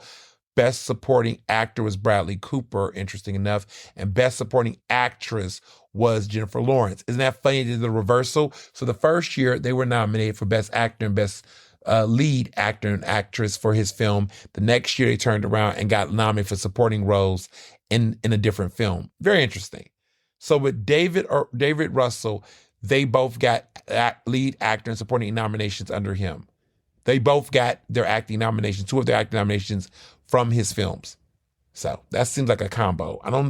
He's fallen off though in more ways than one. That David Russell, he's fallen off in more ways than one. I give him that. Other nominations, Diane Warren got nominated for her 17th Best Original Song nomination. Yeah. The big talk of the town though is that Ariana Grande got snubbed. Wicked got no nominations, not even in costume and makeup, not even in production design. They won in those categories last time. Ruth E. Carter, who I love, I met her, she's AKA, who designed the costumes for Sinners, but also won for Black Panther 2 times in a row. She has once again got an Oscar nomination, this time for Sinners. And I thought that the guy, Paul Tazawager, who already won an Oscar for Wicked last year, was going to win again. He wasn't even nominated this time. So there's a chance that Ruth E. Carter might win again. Who knows? We'll see. But she's nominated. She's the most nominated Black woman in Academy Award winning history. She's been nominated for Sinners, Black Panther 2, Black Panther 1, which she won both for costume design. She won 2 Oscars for that. She was also nominated for Amistad and Malcolm X for costume design. Fun fact. So that's, yeah. And she got a lot of recognition for her work with Spike Lee films. She's done several Spike Lee films. But she is the premier costume designer, Black costume designer we've ever had. And also now a 2-time Academy Award winner. She won for both Black Panther and Black Panther 2. So I thought that Paul Tazawager, who won as a Black man, was going to potentially win 2 for Wicked, but he only won 1. So very interesting. He didn't even get nominated again this time around. That just seemed like there was Wicked fatigue. Wicked got completely snubbed out of every category. Initially, people thought they were going to be a shoo-in for Best Lead Actress and Best Supporting Actress, at least for Ariana Grande. It did not happen, y'all. That was just a lot. That's heavy. That's very heavy, y'all. Like, it's kind of sad to see how that go down. Other categories worth mentioning: Ryan Coogler, best director, and he got nominated for Best Original Screenplay. His wife got into Best Picture as a producer. Interesting dynamic. For Sinners, of course. But yeah, I mean, those are the big ones. Now, let me address this real quick. There's a lot of talk about Emma Stone. Emma Stone, I went viral, y'all. Like viral, super viral on Twitter and on Threads. But Twitter, y'all, I guess people still on Twitter. Went super viral on Twitter, got thousands of retweets. And a lot of people have been talking. And, that, yeah, it's a lot going on. So, yeah. This tweet I'll post, I'm going to read the tweet. I said, congratulations to Emma Stone for being the youngest woman to get 7 Oscar nominations at 37 years old, beating Meryl Streep's record at age 38. However, to those suggesting that Stone might be surpassing Meryl Streep as an actress, it should be noted that Meryl Streep got all of her first 7 nominations for acting. 2 out of the 7 of Emma Stone's nominations are for producing. Reminder, all of the 21 nominations that Meryl Streep has, which is a historic all-time most nominations, are all for acting, by the way. Please respect the GOAT. I just wanted to say that. I'm not throwing shade at Emma Stone. I just need people to stop with the cap. Meryl Streep is the youngest actress to get 7 acting nominations. Okay? Listen, Emma Stone's the first to get those nominations, period. But let's be clear, Emma Stone is doing what a lot of people are doing in Hollywood now. They're producing their films and they're getting nominations and acting for them. So Timothy Chalamet, for example, is nominated for producing for Marty Supreme, while also being nominated for Best Actor, lead actor. We got to be clear in these conversations, okay? These 7 nominations are not for 7 film roles. Only 5 of them are. And that's not bad. But let's be clear. Meryl Streep started acting in her late 20s. So to have a record like that, to start at that level in the game, is unprecedented. Like Meryl Streep started in her late 20s. Emma Stone started in her early 20s. Early 20s. Okay? So for her to get a head start and I just feel like it's not the same. Meryl Streep got those 7 acting nominations in a 10-year acting span. Actually, 8, because if you get to 38 to 28, Meryl Streep started very later in the acting profession. She was on Broadway, she had other things. But like Emma had a film career much younger than Meryl Streep did. And yet, like, it's just no comparison. Y'all got to put context behind these stats. Now, the one who could potentially do it, in my opinion, would be Timothy Chalamet. However, Timothy Chalamet started very, very young with his Oscar nominations. I'm not taking anything from him, but I'm just saying that if you want to talk about acting nominations, I feel like he might get there sooner because he's already got 3 at 30. So he could get 4 more, but before 37, he's going to beat Emma Stone and will probably beat Meryl Streep at getting the most acting nominations before her. I think he can pull it off. He got 4 more. I think he can get 4 more before 38. He's doing pretty good. So he might be able to pull it off. But it all depends on how the Academy reacts to him. Because if he wins his Oscar, he won't be the youngest to get lead actor. That went to, he played in The Pianist. And he won Best Lead Actor last year. And he kissed Halle Berry. I'll never forget that. That film. That when he won that was real weird. But listen, Adrien Brody, which it took him like nearly 20 years later. It's like that movie came out in 2022. It took him over 20 years later to finally get into an Oscar film and get the Oscar. I mean, it was worth it though, But The Pianist was good,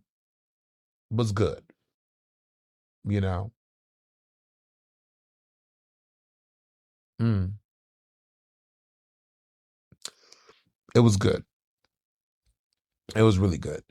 But yeah, he was the youngest to get the Oscar, and Timothy Chalamet was close to being that record, but he lost the record to the man who set the record, Adrien Brody. It's very ironic, the irony in that. So here he comes a year later getting it. But I think it's ironic that Adrien Brody beat the guy who could have beat him in that category last year when he kept that record high and came back and got his second lead actor Oscar 20 years later. That's kick-ass. And he hasn't been in that many films. Adrien Brody's career kind of really took a little bit of a pause, which makes me wonder about Timothy Chalamet. Like, he's got some films coming up. He's a little different. He's one of the few movie stars we still have in Hollywood. Young movie stars, I would say. I think that after this, he might take a break. I don't know. He might take a break after this. Only time will tell. I don't know. Depends. If he gets the Oscar, who knows, right? He might have a Jennifer Lawrence situation where he might get a couple more nominations and then kind of fizzle out because people might get fatigued. I don't know. We'll see.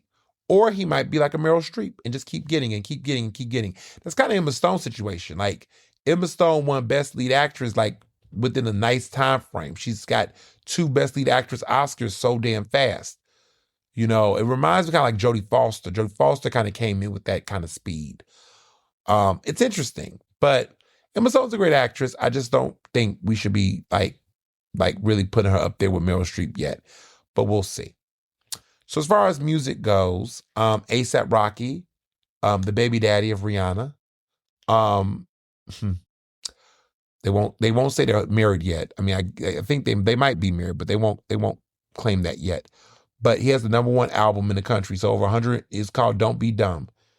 Got over 122,000 records sold. Not bad. She's hyped though. She's supporting her man. Bad Bunny got the third album. Taylor Swift came in number 8. A group called Enhypen came in number 2. Morgan Wallen, number 4. Zach Young Boy Never Broke Again, number 5. Olivia D, number 7. Zach Bryan, number 6. Taylor Swift, number 8. Number 9 is K-Pop Demon Hunters, and number 10, Madison Beer. Interesting.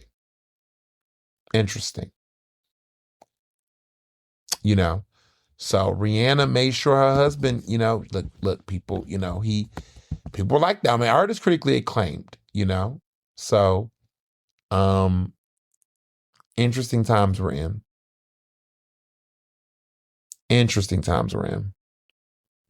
So, yeah. Now, I want to address with the music. I want to address this AI artist, Sienna Rose, who a lot of y'all been trying to play her. I want y'all to know, Sienna Rose, that y'all been playing on Spotify, and y'all don't fuck with Spotify, but a lot of y'all been playing it. She is not a real artist. She's an AI artist, okay? If you look at her discography, she's been exposed. If you look at her discography, she got all these tracks and mixtapes out the wazoo that y'all never heard of, and all of such got all this music y'all never heard of. It's sus. Just want to put that out there. Hillary Duff, My Good Judy, is back. She's on tour. She's singing What Dreams Are Made Of. She's a Libra. I love me some Hillary Duff. I know that there's been some talk about her being a mean celebrity mom. Y'all leave my girl alone, okay? She's been through enough. She's tired of y'all shit. Leave my girl Hillary Duff alone. Leave Hillary alone. Now they say leave Britney alone. Leave Hillary alone, okay? And that's that on that. There's some talk about Beyonce, Act 3. She's hinting at it, but I'm kind of like, look, I love Beyonce, I do, but my mind is on other shit right now. ICE is going on the world. There's a lot of stuff going on. I don't know. Read the room, Beyonce. There's a lot going on. And I feel like her son, her Valentine's Day I'm like, I don't have time. I don't. Like, I don't know. I don't know. I'm excited, but I'm just kind of like, okay. I'm like indifferent, to be honest. I'm kind of like, I don't want to say blah, but I'm kind of like, not right now. Like, if it's coming soon, cool. I'm okay with that. That's fine. But right now, maybe my head's not in it right now. You know what I'm saying? I feel like my head is like, there's so much shit going on right now. I can't really, it's not my priority right now, personally. But I'm excited. I mean, I'm cool with it. Just so much going on in the world right now. And it's just like, you're selling me more shit. And I'm just not really feeling that. My own take.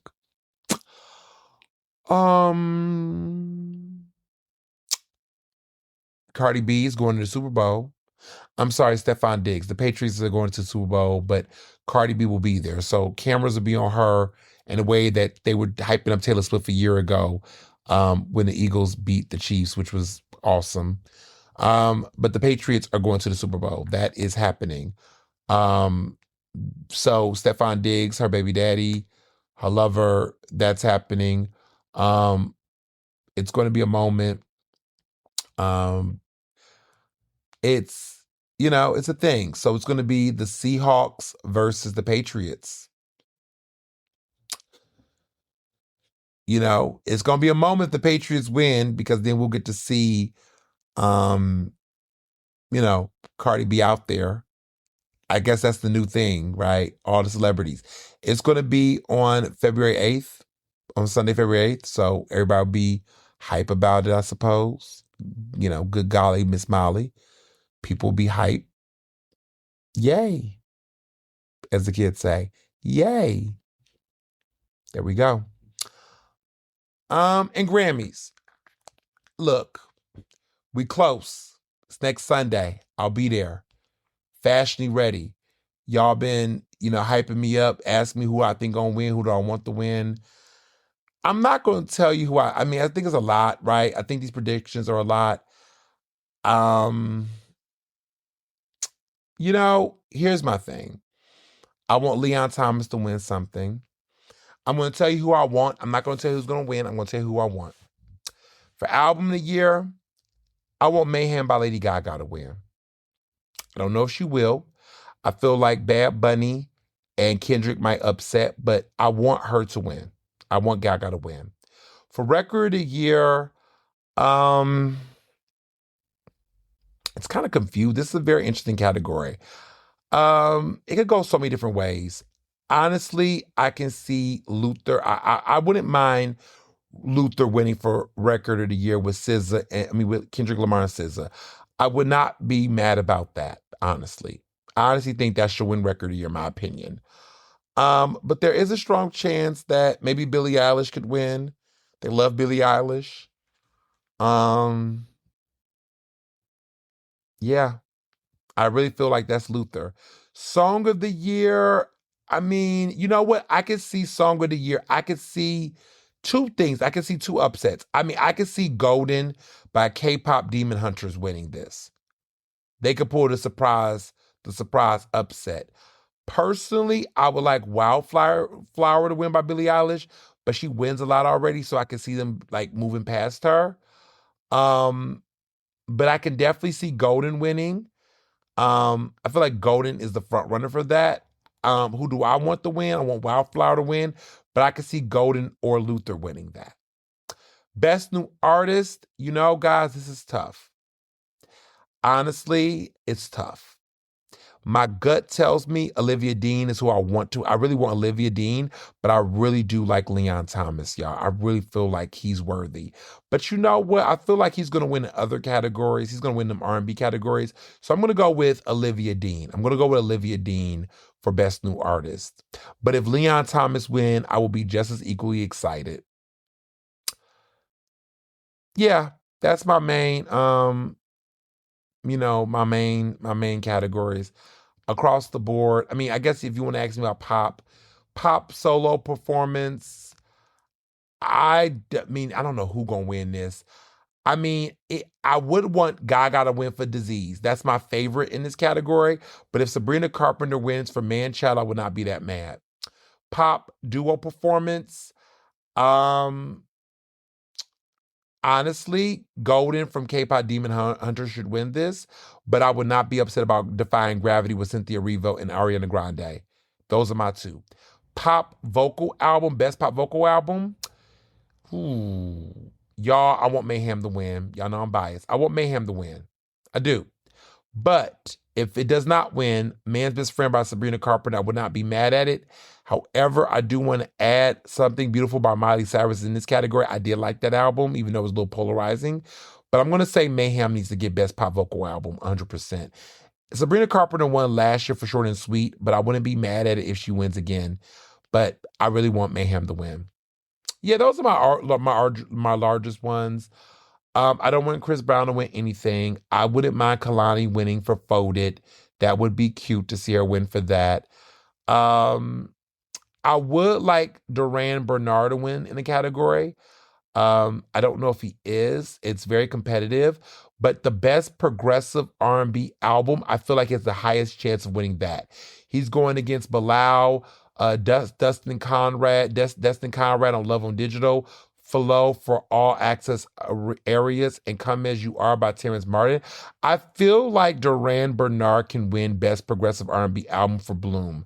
That's the one I think is the highest shot in getting, and I want him to win in that. Best R&B Song, I want Folded to win. It's going to be tough because you got Leon Thomas in it for Yes It Is. You got Overqualified for Duran Bernard. I don't think he's going to win for that, though. It Depends with Chris Brown and Heart of a Woman by Summer Walker. I feel like Kalani can finally win a Grammy for Folded for Best R&B Song. That's what I want her to win for. Best R&B Album, this is definitely interested. I think Leon Thomas going to win for Mutt. He should win for this. Why Not More by Coco Jones is cute. Beloved by Giveon is okay. The Crown by Ledisi is fine. Escape Room by Tiana Taylor is cool. But I feel like this is Leon Thomas is the win for Mutt. That's who I want to win. The rap categories, I just feel like Kendrick's going to sweep, to be honest. I feel like he's going to win Best Rap Performance for TV Off. But I can see maybe Doechii might surprise with Anxiety, possibly. Best melodic rap performance. I think Luther's gonna win this. I'll be shocked if someone else wins. Best rap song. It's between TV Off and Anxiety. Best rap album. Yo, this is tough. I want Let God Sort 'Em Out to win. But I am also will not be surprised if GNX wins. But I really want Let God Sort 'Em Out win by The Eclipse. I want them to win a Grammy, and I want them to win for Best Rap Album. We'll see how that plays out. So that's my Grammy forecast. As far as TV goes, I haven't really watched. I watched some messy reunions. I did watch the recent Abbott Elementary episode. It's really good.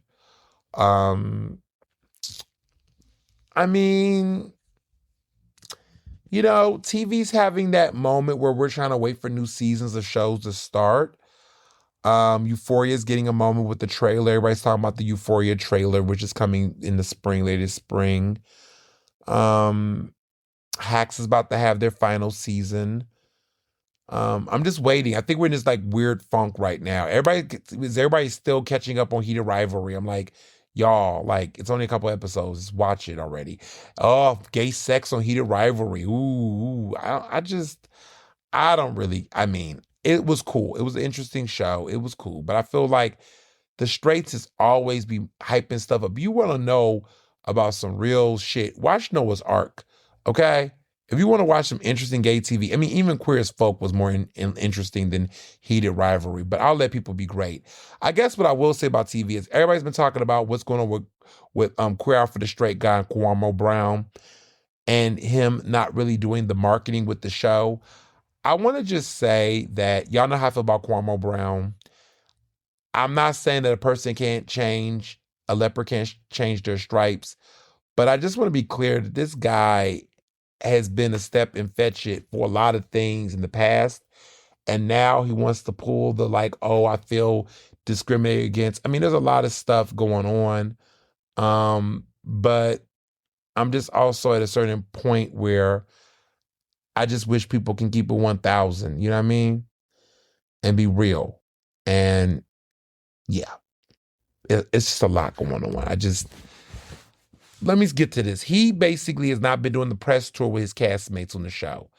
And I guess there's been speculation, according to TMZ, that that he was hot mic'd, And there was a lot of speculation that he was hot mic'd and basically hot mic'd in the sense that he was doing some type of show. His mother was with him in a production situation, and they were listening, and he was doing something, an interview or something like that nature. I don't know all the details exactly, but pretty much when he left the set, his mom was still present listening, and she overheard his fellow castmates from the show allegedly talking shit about him. So as a result of that, he feels uncomfortable and feels disrespected and whatnot. He doesn't really want to go on tour, allegedly. That's why he's not doing press tour for this final season of Queer Eye. And that's possibly why the show is not continuing, because he's not doing it. Because, listen, he's the only black guy. But to be clear, y'all know, I don't know if y'all know my history with him, but he blocked me on Twitter years ago when I was critiquing him about the fact that he was trying to defend Spicer. Sean Spicer used to work for Trump, the one who was berating and lying to the press, that guy. He basically was trying to defend him and say, oh, this is a teachable moment and da-da-da. And it's like, Cuomo in the past for many years have been like the step and fetch it. Like he's always been that black guy who likes being the only black guy in the room, always act like he can find common ground with white people in unique ways. He just always has shown up like that in so many different ways. And so it's not surprising that this has happened to him, but it's also a little disappointing because it's almost like, dude, you've been told by so many people like about these guys and about a lot of stuff. And I know that for a fact. And he just like being a pick-me. He's like always being the guy who can be in the room with white people. Listen, I can too, but I don't choose to be tokenized. I don't choose to be, played with in that kind of way. And I think there's some people in the community, we know those people in all communities, that like to be the one that can act like they can endure, they can hear common ground. It's not that black folks like myself and others can't. Trust me, we've been there. We've been in those spaces in more ways than one. But we're also just not going to be disrespected in order to, quote unquote, assimilate. And I think that's the difference here. And I think some people need to check that, especially now. Because even now, right, some people say, oh, make that money, get your bag, don't worry about them. But at the same time, you got to have some self-respect, period. So that was just an interesting observation. So, as you can see, I got this week cut out for me. No teaching. I'm snowed in. Gonna be doing some writing for this book. Getting that moving and grooving. It's coming along pretty well. Getting ready for the Grammys. I'm gonna be out in LA, so y'all gonna see my IG before y'all start. Do not try to book me. If I see you at a party, I'll bump into you, sure. But my schedule book. I got parties, I got stuff going on. I got things planned. If I catch you, I catch you out there. If you in LA. But I can't make individual time to do coffee and lunch and things. I mean, unless you somebody for real, I might squeeze you in. But like the whole little let's hang out, you're in town. I'm here for work. I'm here for play. I'm here to just make things happen and make the best of things. And so, to everybody that's out here, not knowing what's going on, I'm here for a good time. Not a long time. I'm here to have fun, to party, to do work. This is what I'm here to do. And so, so LA, I'm there. I'm going to give y'all all the tea. And of course, you're going to get a special edition episode. Of course. You don't have to question it. You're going to get a special edition episode. Okay? No question. All right? So, but everybody in the meantime, I'm going to enjoy this time, writing my book, packing up for the Grammys, getting ready for everything. And really just, focusing on all the stuff that matters, all the things that people care about. And, making sure, everybody's good and safe and all the things. So, just stay warm, everyone. Stay up, make sure you shoveling and doing what you need to do, put the salt out, keep up with me in sunny LA. And as always, be well and be best. Ernestly Speaking is recorded in Philadelphia, Pennsylvania, and can be found on Apple Podcasts, Google Podcasts. To stay up to date with the latest on the show, follow me on Facebook, Twitter, and Instagram at Mr. Ernest Owens. Use the hashtag Ernestly Speaking to tell me what you thought about this episode, and check out my website at ernestowens.com.